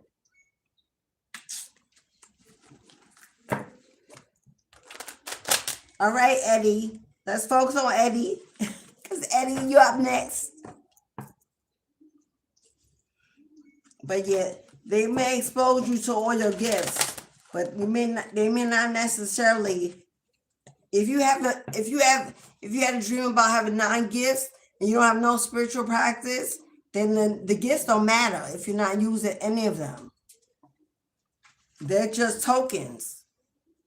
If you don't have any spiritual practice and you have 9 gifts and you're not using any of them, then they matter none. They're just a token. So what we're gonna see, we're gonna find out. All right, Eddie.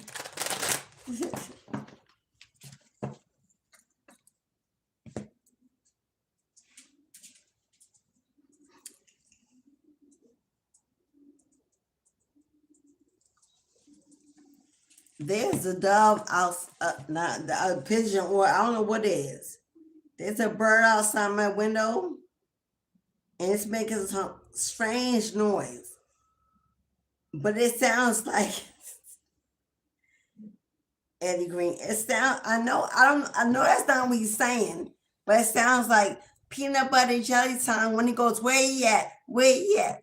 That's the noise he's making.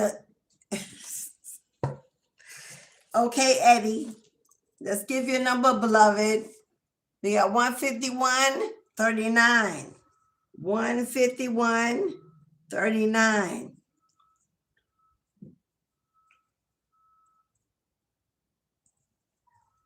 You got the Tower and the Hangman. Okay, Eddie, what I'm getting so far, something has happened in your life that brought everything to a stop. It almost felt like total destruction was washing through your life. It felt like chaos, destruction. It may have come arguments, disagreements, competition, fighting, but it totally felt like it demolished your plans and everything that was happening in your life. Hangman means at this point you feel stuck, not knowing the next steps, unable to move. What do I do? How do I fix this? How do I get over this? How do I break from this energy? But the Hangman is about being still. It's what they say, be still. In the stillness is where you receive the message. So that's about you not trying to fix it, not trying to control it, knowing that God did this. God intervened for a reason. Whatever the building was built on, whatever the foundation was built on, it was not for your highest good anyway. It was not elevating you and not taking you where you need to be. God came through like a wrecking ball and made some major shifts happen in your life. And God is saying, let go and let God. Right now, I need you to step back. Take a second look and breathe, beloved. You're not stuck. You're being halted. You're on pause because something is not being seen. Emotions may be running too high or be involved. And we need to think from a higher level of logic in this situation. So this is for you, Eddie. For Eddie.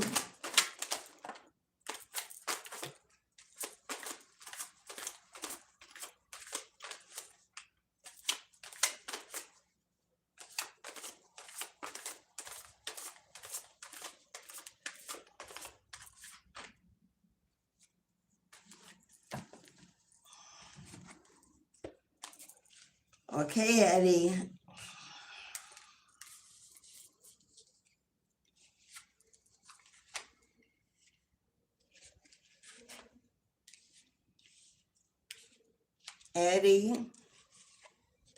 Eddie, there you are. You show up as the Emperor in your own reading. Emperor is somebody wise enough to know when to take control and wise enough to know when to let it go and give it to God. Emperor is someone, you could be a father figure. Emperor usually is a father figure, could have children and be responsible for a lot of things.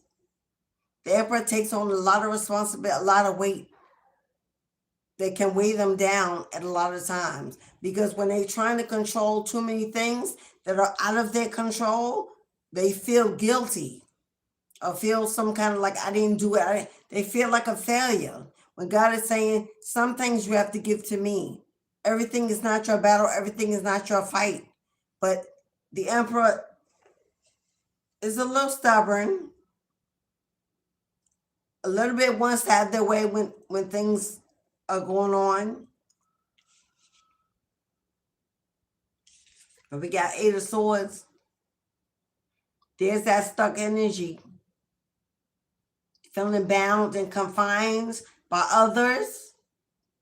Responsibilities for others. Things going on around you. You feel like you're being controlled by others. Maybe feeling used and abused, unconsidered, unappreciated. But as you can see, If her hands are not bound, she has a blindfold on. Well, yeah, the hands are bound in this one. She has a blindfold on. Her hands are bound by a small rope, but they're in front and not behind. If she just reaches up and pulls that blindfold down, she can see where she is and what she needs to do next to get out of this situation. But instead, she's sitting there wallowing, playing the victim as if everything is out of her control, when it's actually not. Because Six of Pentacles, here's the money. Six of Pentacles can represent feeling like you've been maybe financially used, or something being taken from you, or you giving more than you receive from others or from a certain individual. Feeling like things financially haven't been equal, haven't been fair. That your generosity and your kindness has been taken for granted. And waiting for when someone is going to be generous to you, giving to you, loving to you, understanding to you. Because Ace of Swords that's the mother effing truth. And I said what I said. This is confirmation and clarity at an all-time high. Archangel Michael is showing up to offer you protection. We got the Hierophant here. Now, the Hierophant can represent two things. This is either a marriage that you feel is maybe not what it used to be, or not sure if you want to stay and feeling guilty about leaving, or because it doesn't feel equal or feel fair. Like you're doing all the work, taking care of everything, and maybe your other party is not. Hierophant can represent marriage, but it also represents stepping into a higher level of connection. A higher level of connection with the Most High. This is letting go and letting God. These are your ancestors stepping in and saying, give us some of that. We can handle some of that. You're carrying too much. You don't have to do it alone. We know what you're going through. We see, we're watching. But if you just give us some of what's going on, speak to us, pray to us, connect with us, manifest with us, let us turn this situation around in your favor.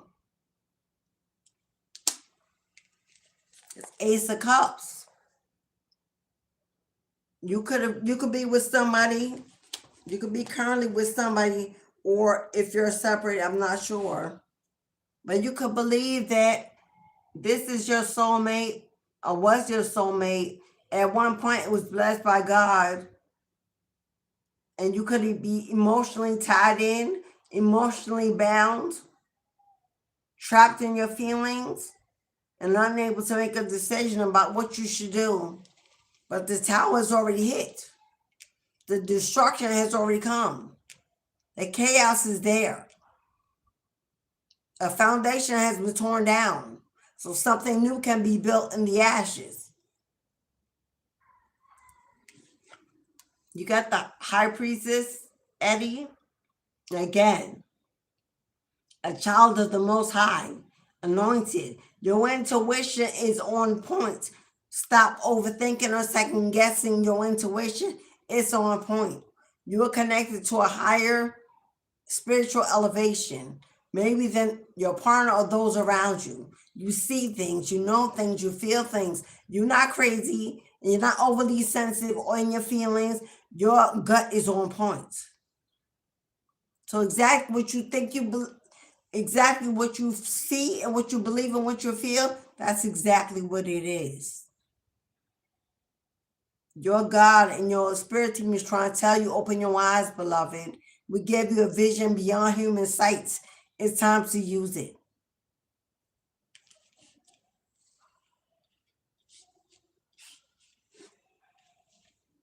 Because Eddie, this is the card you need to focus on the most. God is saying you're not a victim. We've all made our own choices. Some of them were good, some of them were bad, some of them worked, and some of them failed. That's just a part of being human. It's a part of life. Everything won't work out, even as much as we try. Because sometimes God says, I didn't give you that. You didn't ask me before you found that, before you took that. That was never for you. I let you enjoy it while you could, and now you got to choose destiny. You got to choose you. You got to choose a higher commitment, a higher elevation with spirit. This is about you taking back control of your life. This is about you stepping back into your power. Stop letting others lead you, give you their opinion, misguide you, misdirect you. You know exactly what's going on because you are this energy.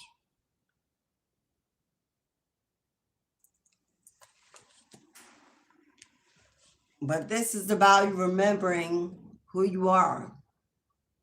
The Hierophant is also a spiritual teacher, a spiritual leader, a wise counsel, a positive influence for others. Because while you are trapped in this self-victimization mode, wallowing in our feelings, because we can do it when we don't get what we want, especially when it comes to feeling like you were used for money, like not equally given to by those around you, by those you love, those you gave to, waiting for your generosity. Now I do see that. Let me see, what is this? Because it looks like a generous offer. Looks like a generous offer is coming in, Eddie, from someone. Just when you need it. Like just when you need it, God's going to send you an outpouring of love and support and generosity from someone.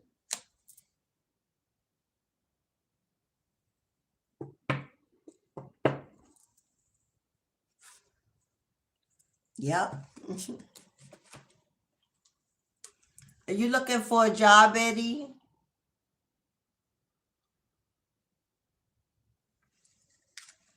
There's going to be an outpouring of support, of generosity, of love for someone that's going to help you financially. Get back up on your feet. Get stable again.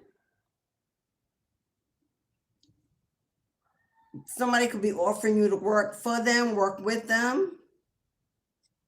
Something to occupy you, to get you back, be feeling stable, independent, financially well. Yeah, who's this king? Man, whoever this man, come on now, Eddie. We got a King of Cups here. Page of Pentacles is a new job, a new opportunity to build, to make some money. Somebody opening the door to let you in. Justice, baby. Somebody, Eddie, the universe is sending somebody in to look out for you. Whoever this King of Cups is, I don't know if this is a brother figure, a father figure, a friend, but this is a masculine energy. Somebody's coming in to open up the doors to you. This opportunity for new work, a new job, new employment, new money, new business, because this is you working and your money growing, your money building, saving, investing. This is the work you do will speak for you.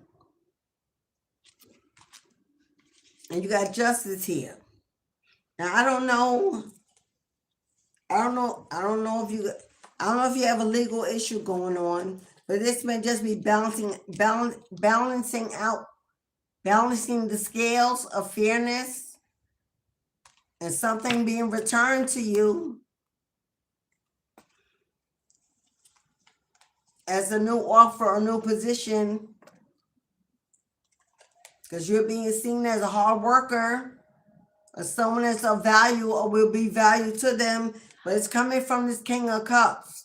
Whoever this King of Cups is, somebody kind, generous, loyal, nurturing, friendly, loving, giving. Whatever this masculine is, they're going to be they're going to welcome you in with this a warm energy, a warm presence, somebody kind, loyal, or friend, generous. I don't know if it's a friend or who this King of Cups is going to be to you, but your help is on the way. Your help is on the way. And this is the universe calling justice. Scales being balanced, fairness being given in something that was done unfairly to you. Something taken. Just being given back through another opportunity. All right, Eddie. Send you love and light, beloved. On your new opportunity, your new position, your new life. That's one of abundance and prosperity. But let that victimization mindset go. Bad things happen to good people every day. That's just the way the world works. We all get it. Whether you're good or not, we all get it. So dust yourself off, shake it loose, and get out there and make your paper, boo-boo. And take your life back. Because Emperor, you wear a crown. Don't let nobody steal your crown or tilt your crown. Thank you, Eddie. Hoping you received what you needed. Okay. Gorgeous. Gorgeous. You up 10.3, you up next with your 9 spiritual gifts. 9 is the number of the hermit. 9 represents okay. 9 is a very influential number. That's why I asked you why you said 9. 9 represents the Virgo, the hermit. The Virgo represents Gaia, Mother Nature, the universe entirely. It also represents the energy of the psychic investigator. I don't know if you know what a psychic investigator is. It's someone that goes to crime scenes. And what the police cannot see from their human eyes, you can touch things, see things, feel things, and see the whole crime as if it's happening right there in the moment. You'll see clues they can't find, things they don't see. That's a psychic investigator. They work for the authorities, for the FBI, for the police. They all have access to them. They just don't tell us that. A psychic investigator must be clairaudient, clairvoyant, claircognizant, clairsentient. That's 5 right there. They also must be able to channel with the afterlife, with the dead. That's a separate gift by itself. That's like a death doula. They must be able to channel the dead, the afterworld. So that's 6. They must also be, what is the word I'm thinking of?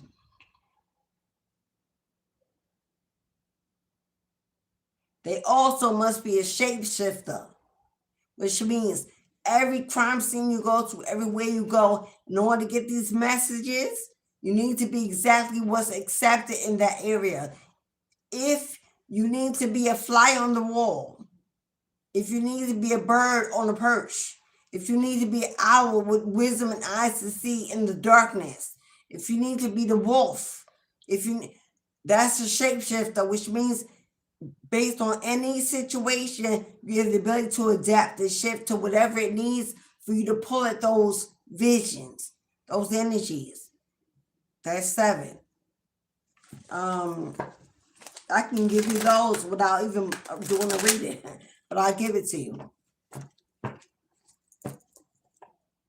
Which also 8, you would have to have the gift of the astral traveling.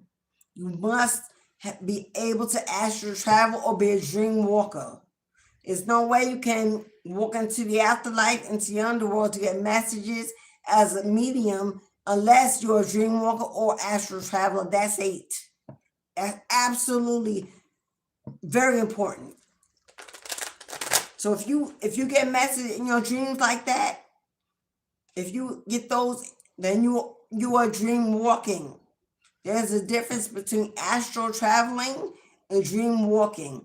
Astral travel means you go over the world overseas and you watch other people.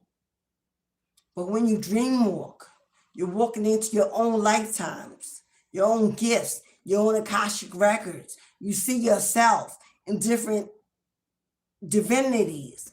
So you're a dream walker. That'll be 8. And 9. But I don't know if you got 9. I'm going to look in the cards to see if you got it. 9, I don't know. That'll be up to God. I'm not even going to call it.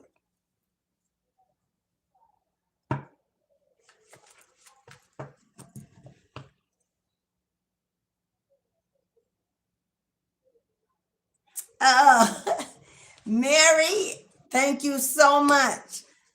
Mary, your first donation was for Ancestral Lucky Bucks.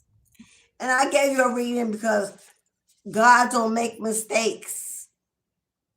Hello. And God wanted you to receive that message, but you booked for you were giving. You were giving, you were blessing. And see how they blessed you in return? That's what we venerate. You gave to them and they gave it back. They had something they need you to know, something they need you to hear. And because you gave to them, they made sure I gave it to you. I didn't even know that's what you was. Hello. By Mary. I will give you your ancestor bucks. Okay, Mary. You have 3 ancestral lucky bucks.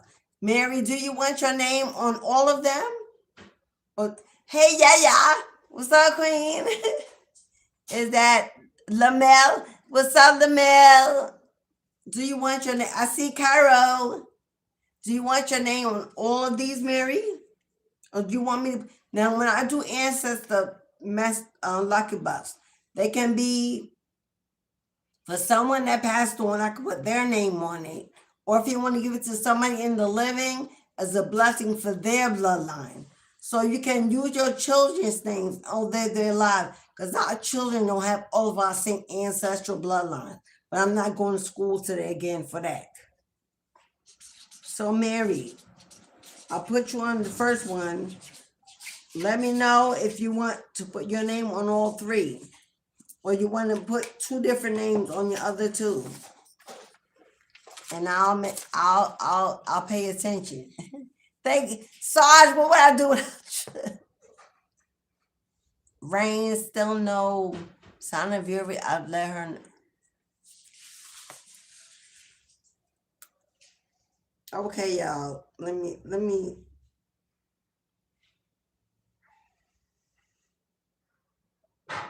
Okay, so the first,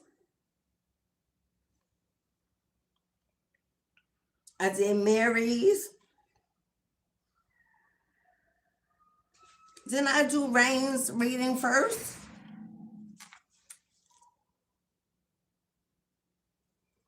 Who's reading? You know what?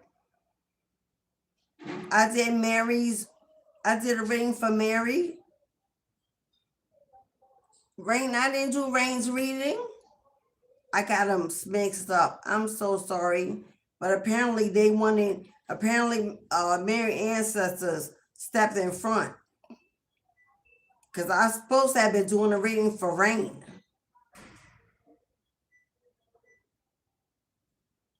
And I think I did it for Mary instead. I surely did, right?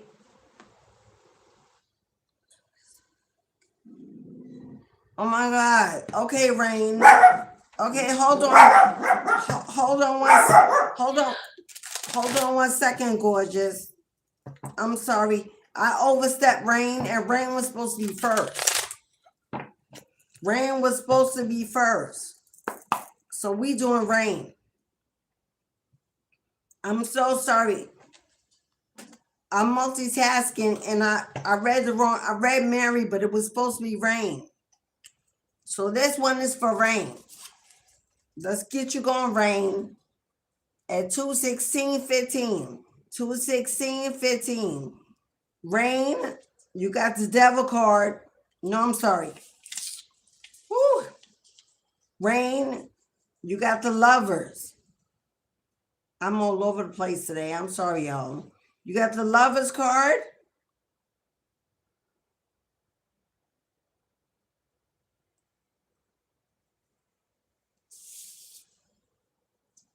And the hermit.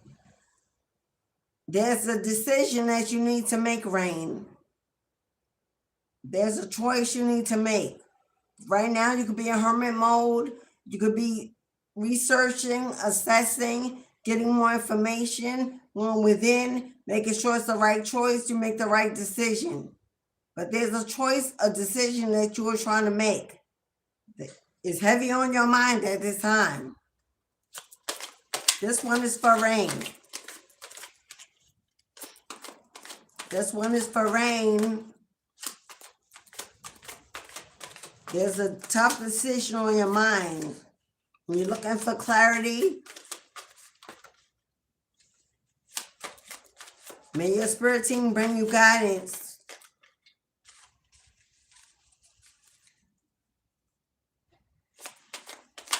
For rain. One moment, gorgeous. I'm going to do you next.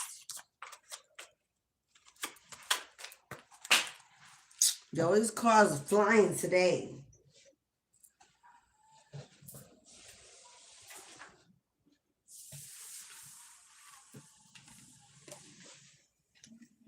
Yeah. Rain, you got the moon card. The moon card represents confusion. Something you're hidden in the dark.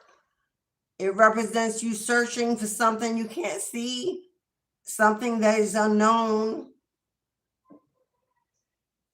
That you're trying to find your way through to the light. Yeah. Anxiety, up at night, can't sleep. It's running back and forth in your mind constantly. Some anxiety, some fear, or whatever this decision you have to make, and what's the outcome going to be, because you can't see it clearly, or you don't have all the answers. You're searching and don't know exactly where to look or where to find it.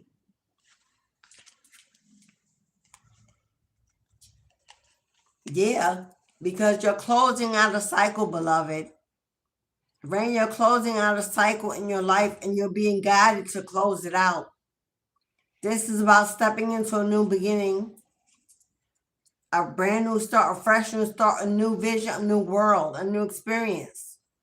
Something is being closed out. And the universe seems to be navigating it, pushing it forward. But because the universe is pushing it forward, it could be giving you a little anxiety. What's going to happen? What will I do? Will I be okay? Will this work? With the moon energy, it's a lot of questions, a lot of concern, a lot of overthinking, a lot of worry.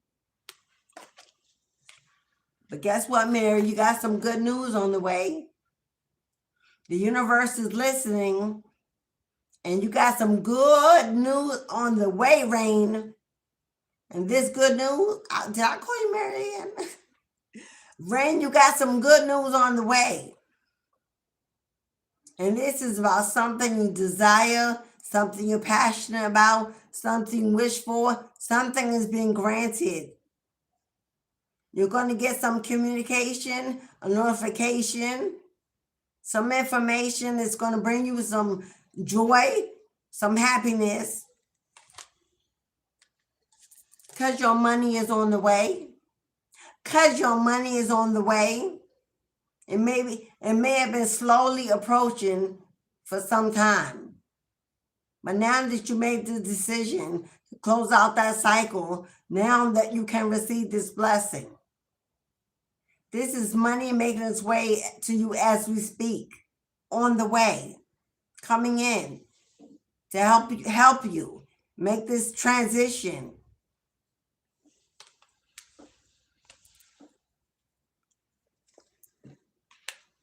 There it is.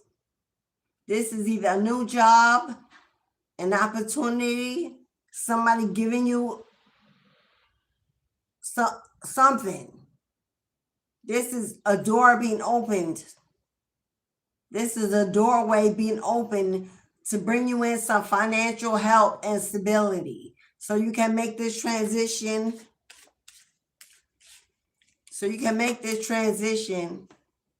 Into the life you yearn for, the life you belong in, the vision you see for your future. Strong, confident, independent, courageous, determined to win. They're coming in to rescue you, Mary. Why do I keep saying Mary Rain? They're coming in to rescue you. Your spirit team doesn't want to see you this way. They feel you, they hear you, and they're coming in, they're sending in support, stability, finance. They're sending you in some love. They don't want you to worry. They want you to rest. They want you to believe.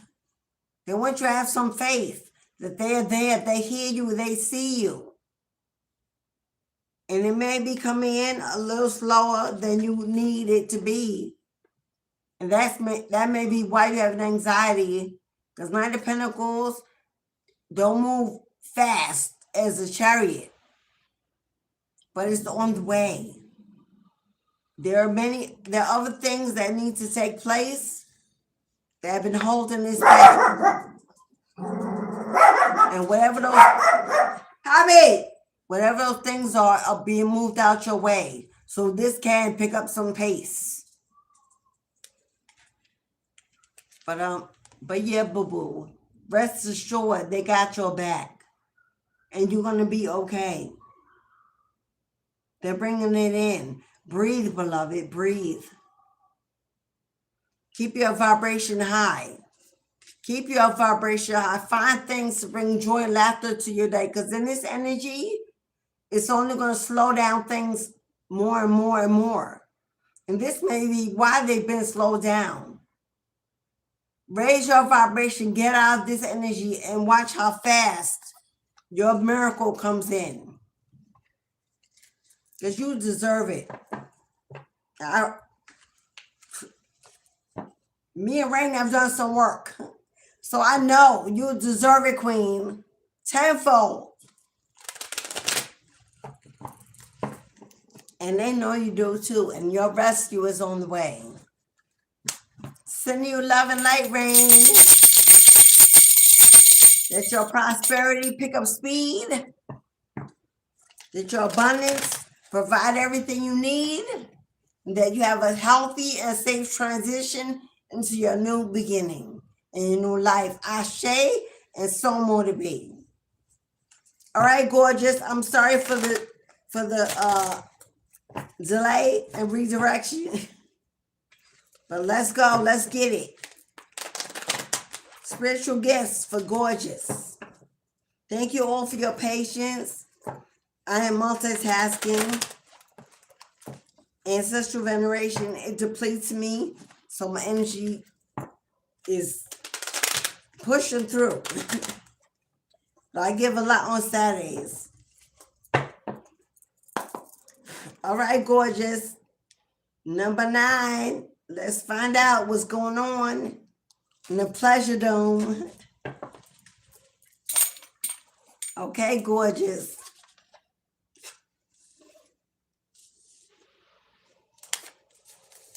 Gorgeous is 225-26. 225-26. You got 8. 8 is the strength card. And 9 is the hermit. You got 9. You got the number 9, gorgeous. So what you saw in your dreams was real. Your first number in numerology is a 9. The hermit, the psychic investigator. So Gifts that I called for you, they are real.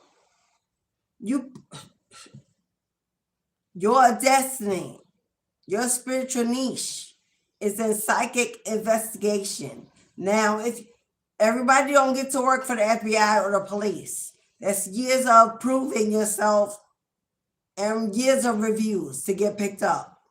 Or you predict some miracle and somebody picks you. But there are many niches for an investigator. Tarot readers. We are psychic investigators. Mediumship. As a person that connects the dead with the living, gorgeous. If you can watch the movie The Reading with Monique, that comedy, that lady, watch the movie The Reading, gorgeous. That is a medium, a person that connects the dead to the living. There is a mediumship of a reader, and that reader is not a tarot reader. A tarot reader uses cards, divination tools. A reader that connects the dead to the living uses nothing but their body. Sometimes a Ouija board may be included, but hardly ever there's any other divination tool. They are the ones that do the seances. When families want to connect to somebody dead, they hire a reader. It comes in the house, does the setup, and reads and calls in. That's kind of reader. Or when someone has divine energies in their home, you would go into the home and speak to those energies, find out why they're there, what they want. And if you have the ability to free them, release them, that's also part of psychic investigation. You go there to find what's there and to remove it or to release it. Is there any other niche? Could be tarot, could be a reader, could a mediumship reader, could be we call that a demon slayer. Those that remove entities, we call them demon slayers. What else would there be as an investigator? Or the ones that work with the authorities, which is very rare, especially if you're not Caucasian. Because everyone I've seen that work in the authorities is not of any color. They do not hire us. They do not hire, they only, and you can look them up on the internet. You can find them. Psychic readers that work with the local authorities. You will never see one of color. So far in history. They don't want any hoodoo or voodoo priestesses. And I have a whole theory about that, but we ain't going into that. So hermit and the strength. It's time for strength is about courage, bravery, and determination.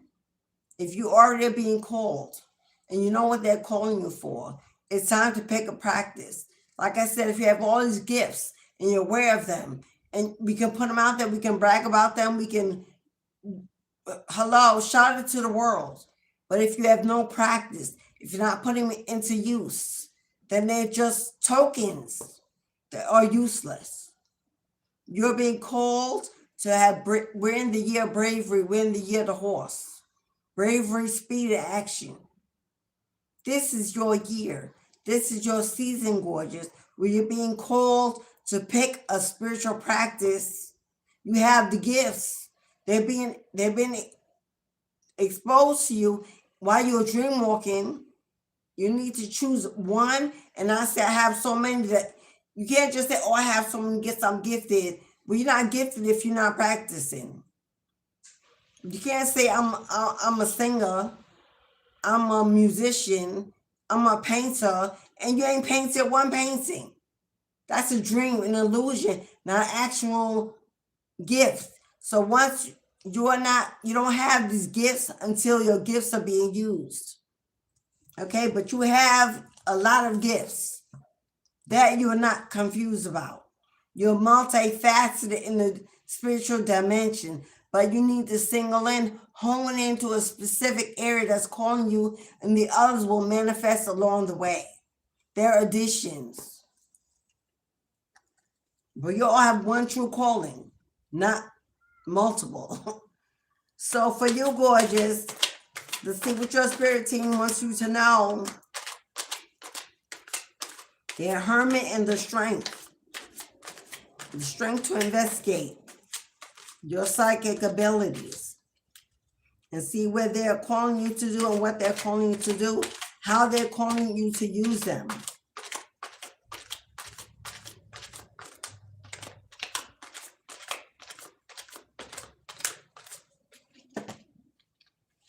I'm not taking the whole half of the deck. But that lets you know there's a full load. You are fully loaded. Because half of that deck slid off. You are fully loaded. But with half of the deck means you're halfway where you need to be.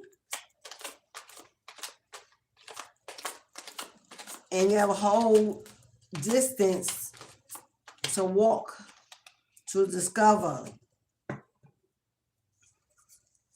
Any more?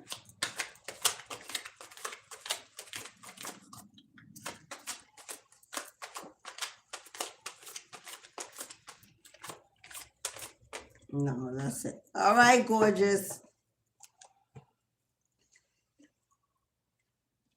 2, 5, and 7.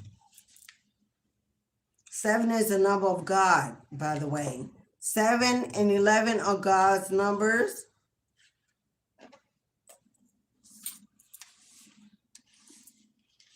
Okay. Gorgeous. Gift number 1. You're the high priestess, beloved. Hello.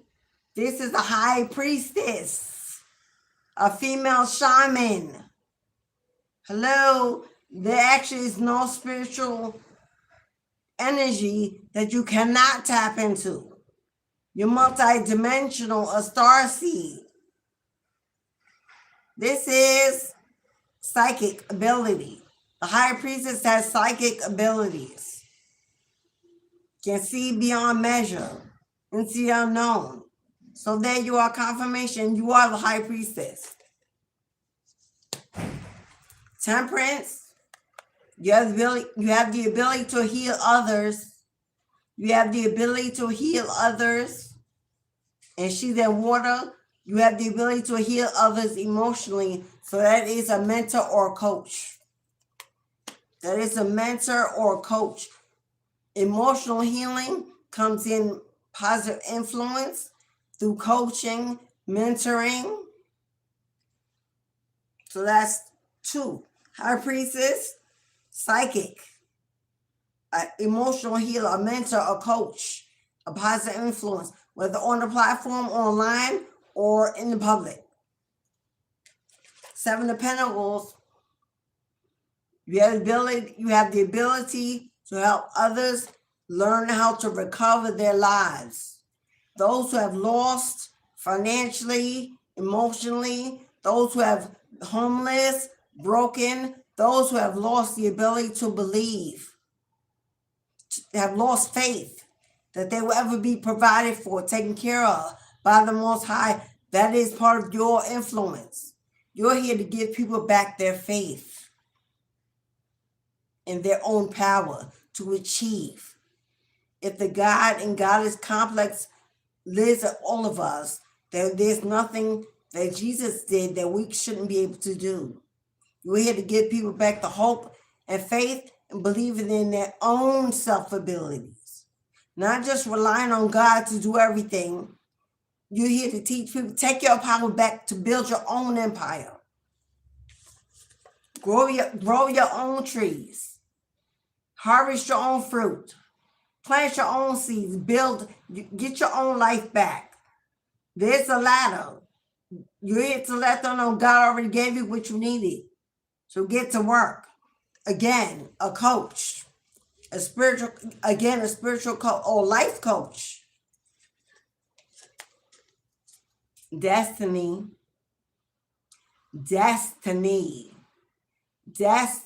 unfolding right before your eyes, gorgeous. You are here to walk, well, you're not, you can, one of your many gifts, the ability to walk people into their Akashic, into their past, into their lifetimes, into finding out what they came here to do. You all you know what? All these talents you have, if I put them all together in one basket, this is giving me a spiritual coach. This is giving me a spiritual mentor. Because we have so many gifts. If you put all them gifts together into one basket, this is a spiritual leader, a teacher, a guru, a shaman. Destiny. 5 of Swords. Demon Slayer. You're here to break hexes, curse, gossip, lies, return senders, court cuttings. You a demon slayer. You can slay the demons. Queen of Wands. Teach people how to take back their power. Teach others how to walk in their power, take back their power, stand in their power, because you have the ability to do it for yourself. You're here to be a positive influence in so many ways, but all of those ways have to be broken down to one practice, one niche. Otherwise, you'll keep starting stuff and not finish. Starting stuff and not finish because there's too many things to do at one time for one person. They all must be, what is that word? Consolidated into one practice. And what I see here is a spiritual teacher, because I don't see leadership. Leadership is not here. Leadership is not here. So this has to be a spiritual teacher, a coach, a mentor, a guide, a spiritual guide, a light, an influencer. But I don't see leadership. So this got to be a teacher. One last card, because we got 7. Yeah. Fights. Woo! Did I say Demon Slayer? Demon Slayer? Well, there it is. Man, gorgeous. You have the power to make them run and flee and go towards the light. Now, my best advice for this, I don't know how far you are in your putting your stuff into practice, but I don't think you've done that yet. I think they're waking you up inside. Wake me up inside. Wake me up inside. Call my name and save me from the dark. Evanescence. I finally remember that name. There's a song by Evanescence that says, "Wake me up inside." That's why you're dreaming. They're waking you up inside, beloved, because it's time for you to step into your destiny. And your destiny comes with fortune, a lot of fortune. My best advice for you, if you want to break this down into one practice, watch the movie The Reading. I don't know if you've seen it or not, with Monique. That is the practice I recommend for you. Now, to get there, you have to start something first and take baby steps, because that divination ain't no joke. Ain't no joke. The mindset, the cleansing work, the protection work, the security, to be that, You got to be a spiritual boss in these streets. To be a reader and connect with the, no, you got to be a spiritual boss in these streets. Don't jump into that if you ain't ready. How it would start. Now, either go on a platform, either a podcast, or do tarot, or find some tool of divination to work with to get you familiar with the audience. Because in order for you to do that, you have to, that's reviews, notoriety in the public. If you're not even out there, that's not going to be possible, because then nobody will call you or hire you. Anyway, another thing you may want to do, I don't know if it's your interest, but a death doula, a soul midwife. Everybody knows I'm a certified death doula midwife. Soul midwife. If you're interested in being a death doula, they connect with the dead, people that are in hospice, or people that are dying and need some kind of spiritual release for something that's keeping them here, holding them here so they can get to the other side. They will hire you as a doula. You will help them travel. You will open the gate, mistress of the gates. That is why that is my name.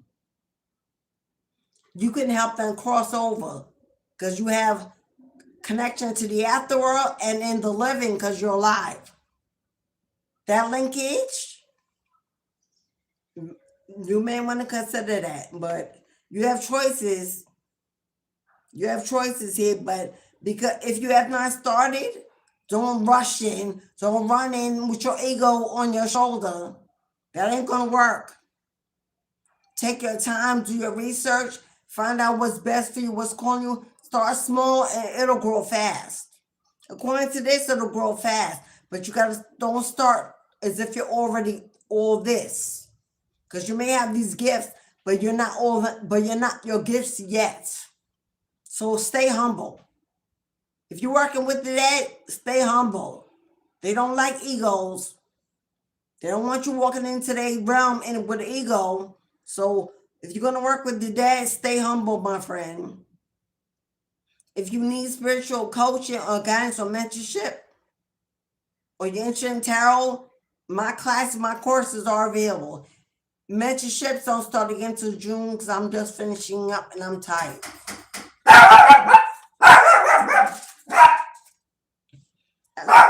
Alesha! Oh, but gorgeous.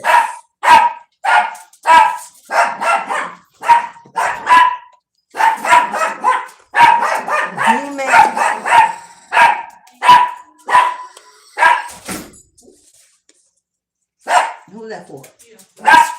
My gorgeous. You better know.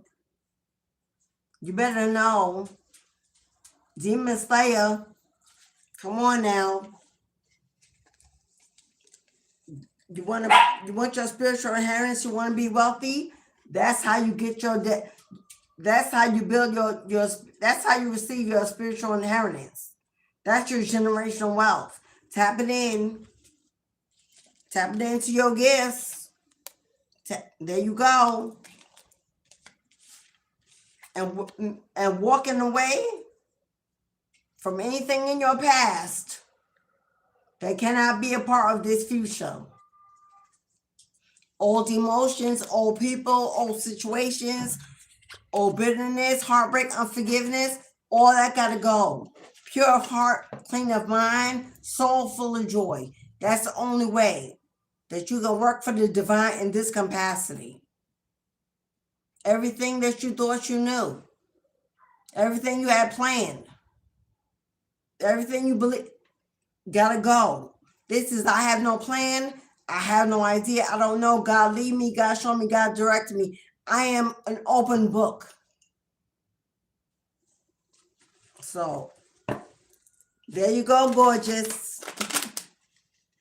There you go, gorgeous. Send you love and light. If you find your true form, your true path, and you make haste and get it going, beloved. Get it going.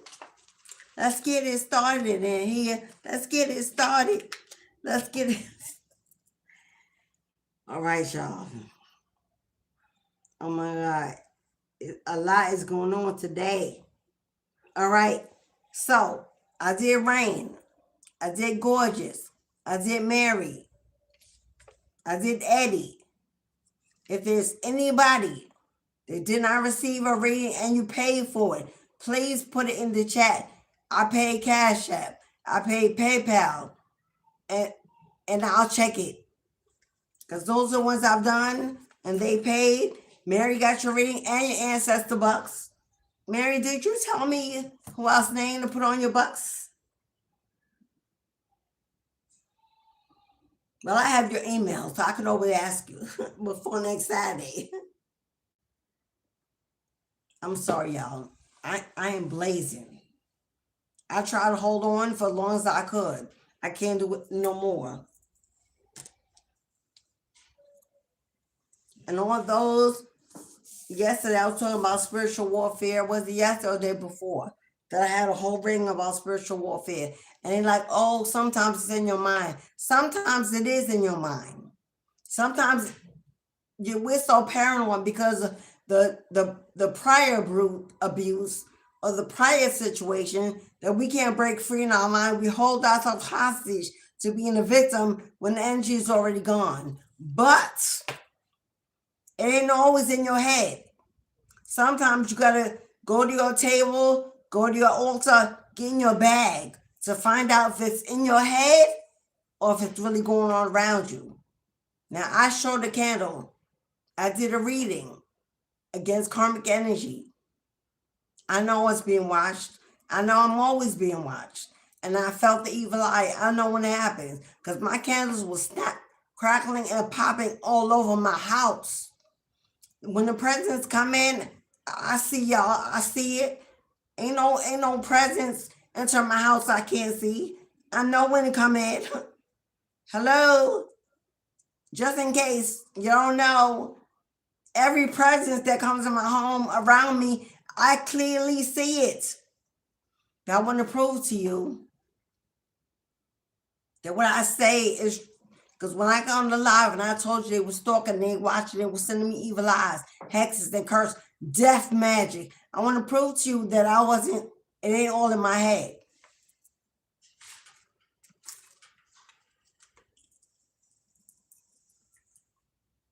Do you see this? This candle was crystal clear 2 days before I did that reading. That night when I went to bed, woke up in the morning, this is what I woke up to. Black as tar. And I'm not talking about little black. I'm talking about tar black. The darker the energy, the more demonic the energy, the blacker tar you will get.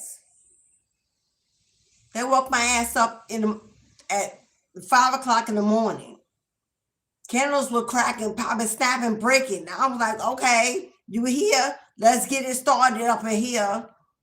Not in my house, not in my home. This is mine. But your ancestors will give you signs every time. If you do your spiritual maintenance, you're lighting your candles, you're putting out your water, you're putting things around you, bells on your doors, bells by your windowsills, things will go off to let you know. And they let me know, get up, wake up, get in your bag, get in your office. And I did. And the moment I did, everything stopped and began to clear out. The moment hello. So let them tell you this is bullshit. Let them tell you spirituality and voodoo ain't real. Hoodoo ain't real. Witches ain't real. Let them tell you that shit if they want to. If you allow the system to brainwash you and don't take your power back and stand in your power, they will eat you and your home and your children alive. I got my daughters live in my house with me.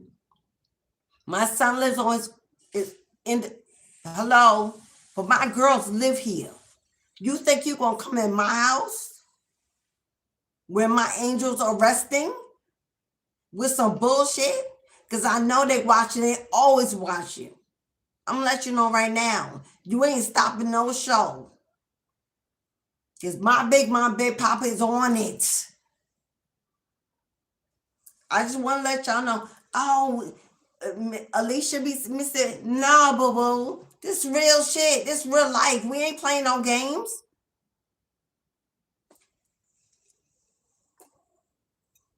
So y'all don't need to know how my altar look, but you better know. Oh, I got in it. So when you know what's happening and you know you feel it, stop. You out here, we spending $10 on coffee and $500 on that, and you can't book a return to sender. You can't book a cord cutting. I ain't paying for that. That's a scam. Okay.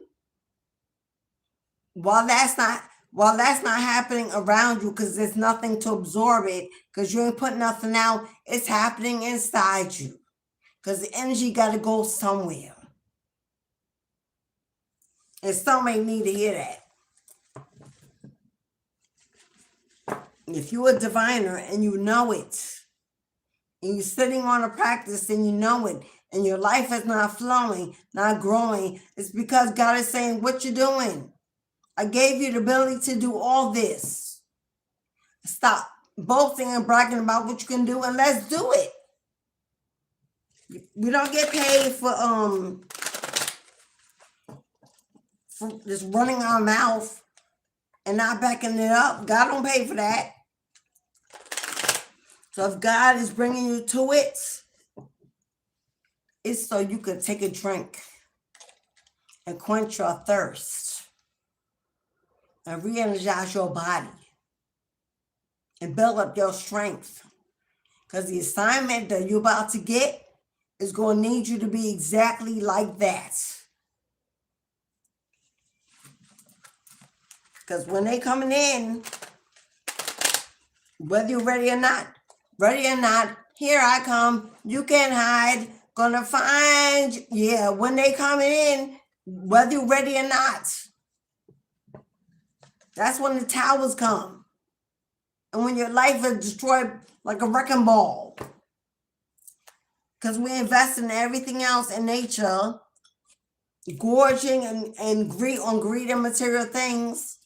But when it comes to your spiritual maintenance and protection, we're not invested in none of that.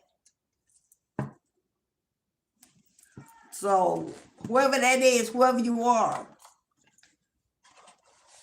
just sitting around thinking God's just protecting when he gave you the ability to protect yourself and wonder why. That's why.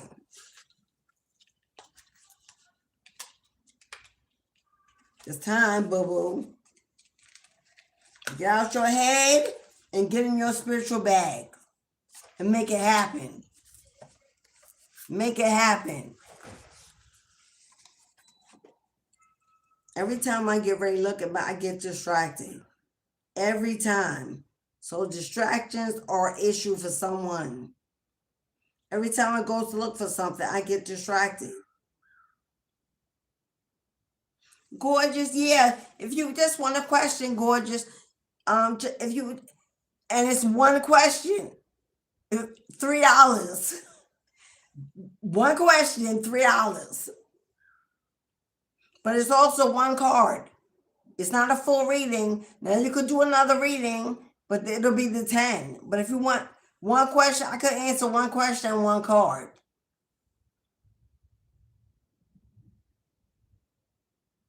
What's up, Terry? Hey, Terry, I see a lot of newbies. I hope you hit that subscribe and hit that like button and run me up. Run me up.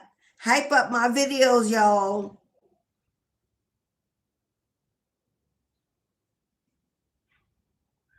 Let's see if anybody I didn't call out. Miss Thing, shake your thing. Do what you want to do. I can't tell you how to slide. Hello, Miss Thing.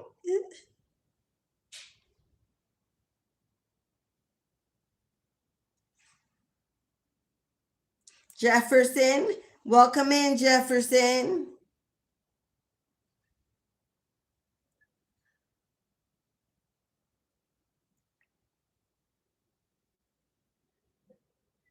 I'm only calling the names that I haven't spoke to. Y'all know who y'all are.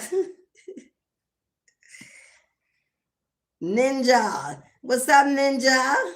Ninja Bunny. I'm on fire up in here. So, be up, baby Belk. What's up, baby? I'm natural Alasia. I call her baby. So she said yes. Alasia. I'm on live. Edith. Hello, Edith. That's as far back as I can go. The rest of y'all, A1 Day Ones, y'all know who you are. What's up, Jack Union? Marry me. Marry me. Be a millionaire. What is that song? Marry me and be a millionaire. You got a million? You got a million?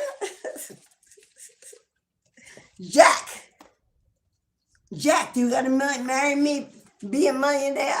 Is that 50 Cent?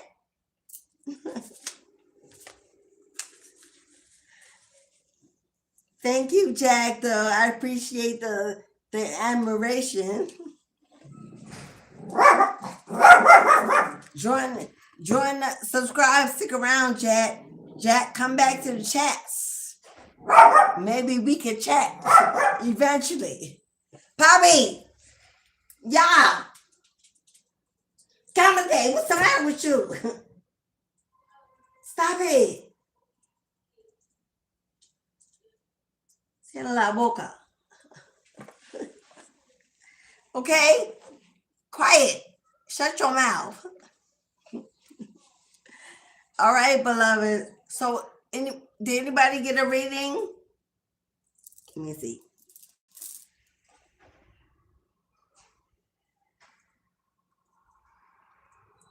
So I think I should have covered everybody.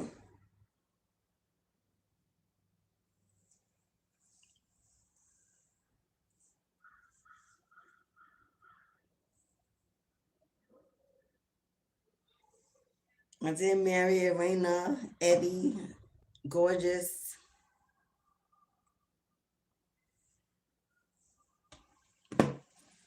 Oh, have a baby by me. Be me. All right, well, let me switch that around because ain't gonna be no babies. I just heard the lyrics again. It says, have a baby by me and be a millionaire. But I say marry me and be, because we ain't doing no more baby thing. No. Can't do it, won't do it. Not gonna do it. We ain't doing the baby thing.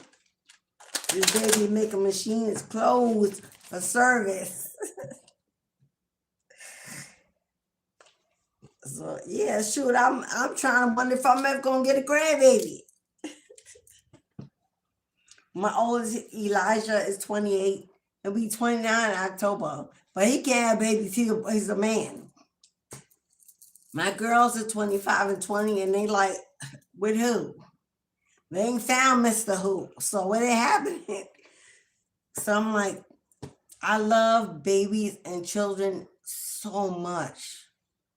Since I was a little girl, even the way I care for my big dog, like I worked with foster care. I worked with ACS, children of homelessness, and I worked with children in the alphabet community that was bullied, and I worked in the prisons, the youth prisons and jails. Children it's been all my life. I've been in home health, in the health and hospital industry for 20 years in pediatrics. And I just, it's something about their little spirit, that little energy, that little monster in them. I love them. They are so frank and they tell the truth and give it to you however it come out. You can trust what they say, what they do. They're going to bring it to you just like that. And I love it. They're joy to be around. And they cling to me when I go outside. Like, if I sit in the park, they run up to me and stare at me and hello. And I had a little girl that came up in the park the other day, about a while back. And she just put her hand on my thigh and just laid it there. And she just looked at me. She didn't say nothing. And I didn't say nothing. And then she ran off. It's just, they just the whole experience. They're love, pure love. They want it. They crave it. If you give it to them, they love you back. All they ask for is to be protected and fed and to play. They don't want a lot. They don't need a lot. And if you love them, you can trust them, they'll always come back. They're just beautiful little creatures. If I had 50 of them, like, and believe I have 3. I lost 3 and I have 3. So I would have had a whole harem, but God says, that's enough. All their daddies ain't gonna stay. All their daddies ain't gonna be for shit. Because you love too hard. So since you're gonna be with these by yourself, I ain't gonna give you that much. I didn't know it. I didn't see it. I just wanted to love them. I didn't have children to love me. A lot of people do that. Take care of them when they're old, be around them, replace the abandonment. No, I didn't have children to love. I had children because I had so much love to give to them. I wanted to pour myself into them and live through them through a child's eyes. And I have 3 beautiful angels, 1 boy and 2 girls. And they're lovely. I don't even, sometimes I look at them and be like, who your mother? Because they're amazing. They're me. One specifically is really me. My mini me, my middle one, y'all seen, she's a wildflower. But, so am I. Like age is gonna have to run me down, knock me over. It ain't catching me. There's too much fun having these, too much play. Who aging? All right, y'all, I'm babbling.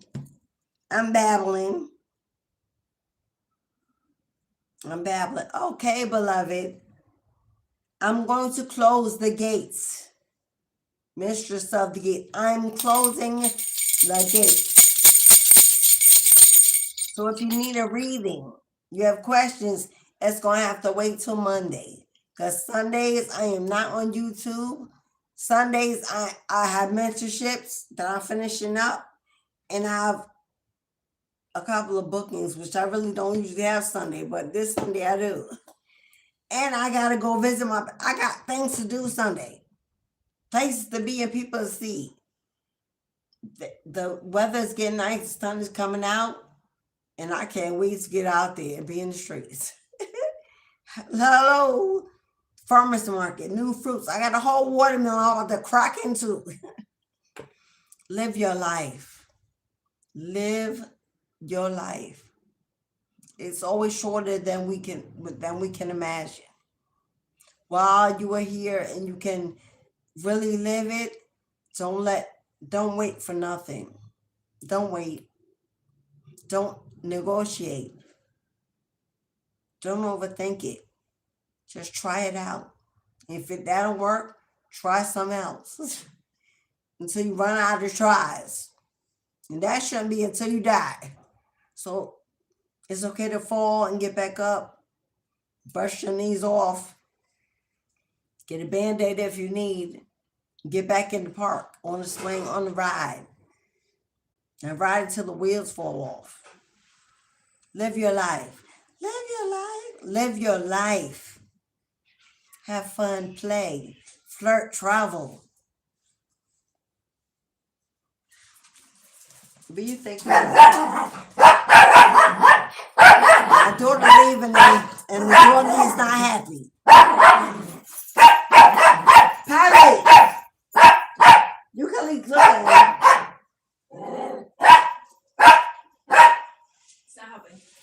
All right.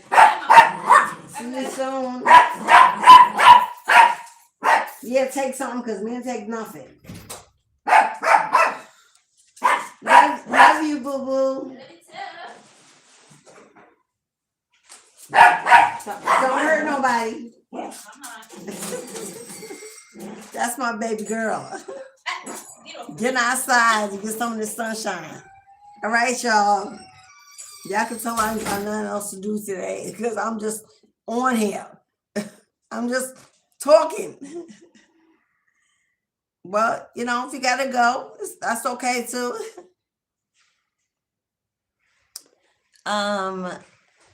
You love puppy. Oh, Anaya. Hey, boo boo. Hey, Anaya. Poppy is, look. Anaya, right? You want him? Because I'm about to box him up and send him to you then. Poppy he is a Capricorn, sun, moon, and rising. How much Capricorn do one beast need? Born on January 6th. I'm a Capricorn, so we be in here pounding it out. He is the only male in the house because it's me and my two daughters, so he holds it down. You hear me? He ain't playing. But he's only eat 8 pounds. But he swear he's a lion and be straight. He's 8 pounds. He's hairy. But underneath all that hair is a little rat dog with a big part and no bite. Poppy, come here. Let the people see you. Come here, boy. Come, Poppy. Come, boy. Come, boy. Come up.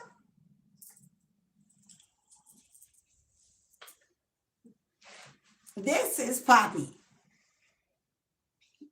Say hi to the peoples. Poppy, say hi to the peoples. This is Poppy.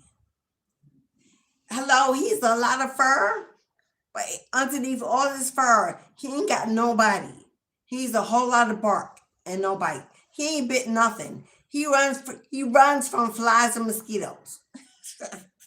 But chase the UPS man down the street. He want all the smoke. This is our Poppy. So there you go. Say hi to the fans. Poppy, say hi. He's a Maltese. Well, he's a Havanese, but they call him Maltese in the States. He needs a haircut real bad. But my daughter's too busy living her best life. She won't get my haircut, and I'm not trying. I'm not fighting him. You're getting too comfortable. You want to stay up here? You want to stay? Okay, everybody. There he is. There's the beast. They be causing all the problems. We love him though. At nighttime, when sometimes before my candles go off, Poppy running through the house. He's woken me up at 1 a.m., 3 a.m., running through the house, chasing what looks like nothing. So when I'm sleeping too heavy and they can't reach me, that's in this beast set them off.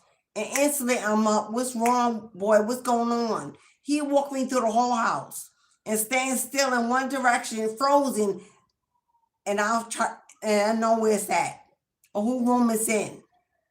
So my daughter boyfriend gave this to her as a gift 6 years ago, when he was this big. Him, now he think he's lying. Hear the growling? He swear he lying, y'all. And I don't know, maybe. All right, Poppy, you're showing off. Whoop.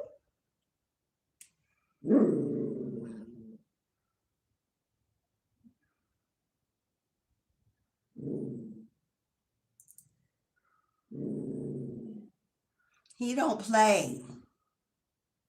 There's another little doggy across the way barking, and it's a girl. So I don't know if they talking to each other.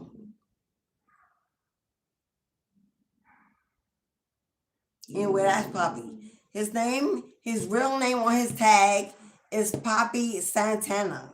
That's what she named him.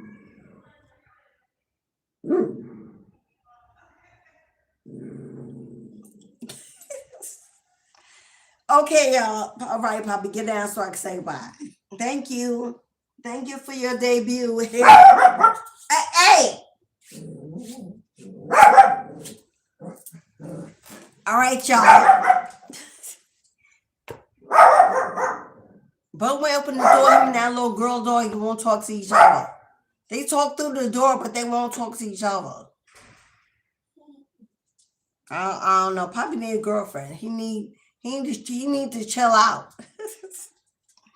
All right, y'all. More like a soft purr. Hello? Not even a growl. Yo, facts. What you doing? Taylor. Hello, Taylor. Yeah. Right. Yeah, Naya. Cutting that hair for him is like you fighting a beast. He don't like the sound of the clippers when it turn on. He don't want the brush. The struggle is real. She have to, like, I don't even know. Take him to a groomer, I keep telling her. Because by the time you get this hairy, they want $200. So don't wait till you get that hairy. Now they're going to want a lot of money because he got a lot of grooming, nails to cut and everything. So, but yeah, it's a headache and I'm not doing it. I raised 3 babies. I'm not grooming this baby. That one's not mine. All right, y'all. Thank y'all so much. This was a beautiful Saturday live. Beautiful energy in the chat. Thank you, everybody. Thank you, Rain and Saj, for moderating and keeping it copacetic on my end. Thank you for all the donations, the bookings, the readings, the generosity, the comments, hitting the like button. It was free. If you hit the like button, thank you. Thank you to my new subscribers. Welcome home to the family. If you want to support the channel and become part of my tribe, my membership on the channel is only $3.99 a month. That's it. And you can join the membership, hit the join button, be part of the tribe. We will have chats only for us. We'll have giveaways. We can really get to know each other because, retreats and all kind of other stuff are coming up, but only for the tribe family. But we must get to know each other, be comfortable around.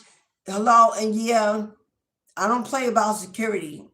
So when that time comes, don't even worry about it. Hello, we ain't gonna have no issues, no problem. Best to believe that.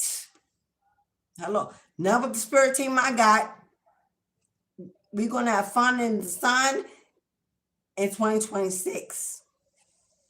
So if you're interested in being that, hit the join, $3.99 a month. Helps me in the free information I bring. I'm here 6 days a week, using divination tools. It costs a lot of money, and I ain't no 9 to 5. This is what I do for a living. This is my bread. This is my wealth. This is it.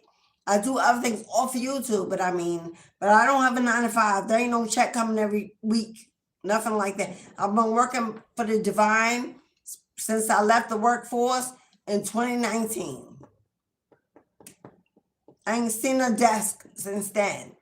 God's got me to the very end. We've been good, lacking nothing. It's possible. It can happen. We're doing it, and so can you. Get away from the plantation. Get away from the slave mentality. Get away from being overworked and overwhelmed and not paid. And God will bless you beyond measure every day in all kind of ways. You could do it. Put your back into it. You could do it. Put your back into it. I can do it. Put my back. Yes, you can do it. Put your back into it. Thank you, everybody. I will see you again on Monday, my friends. for another guided reading, and I'll see if I can bring something new to the chat. I'm just feeling that. Mentorships in June. If you're interested in tarot reading courses with me, email me. I got you. If you go to my calendar that's open and hit on the link, it gives you an entire description and a price of what I'm doing in this season. If there's something you need that's not there, email me and we can talk and work it out. Today is the 11th. Return to senders and core cuttings are over and done.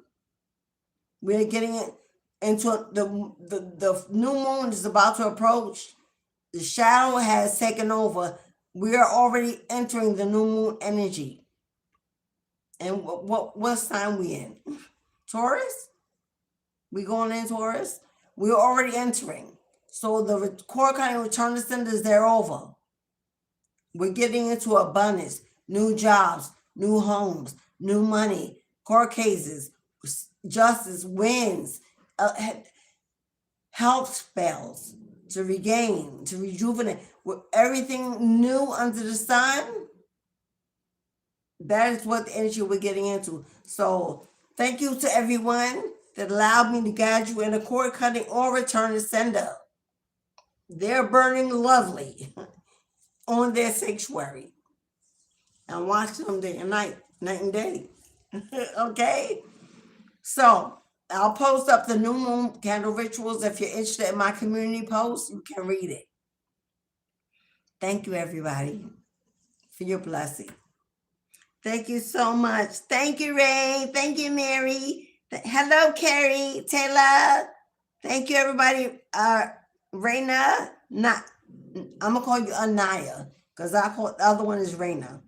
Jack, Eddie, Gorgeous, Terry, everybody. Melanated, Saj Jefferson. Well, Saj, of course. Yaya. What's up, Yaya? Lamel. Lisa Ann, Miss Lisa Ann Mason. Thank you, everyone. Ninja. Baby. Edith. Everyone. I can't go back no further. That's it. Thank you, everyone. I will see you again on Monday. Please come back and see your girl. Hype up my videos. Even if you were in the live, once I upload, if you can just go back and hit hype. I know you're not going to rewatch it. But because I don't record videos, I do lives. They don't never get hyped up because people already seen it. If you can go back and hype it up, please do. I need to get this channel moving in the algorithm. Years of shadow banning. Now I'm here. The gates are finally opening and the subscribers are moving. So I need to get back in there. So help me out, y'all. I will see you on Monday. I wish you a beautiful rest of your weekend and a great start to your new week. May all your desires be accomplished and may you receive and surpass every goal you seek. And from me, Mistress of the Gates, I'm Goddess Alicia, sending you love and light on your journey and your new path towards spiritual elevation and happiness. And as I will it, so it is, and so on to be. Love you guys. Ashe. Until we meet again, blessings. Thank you. I mean...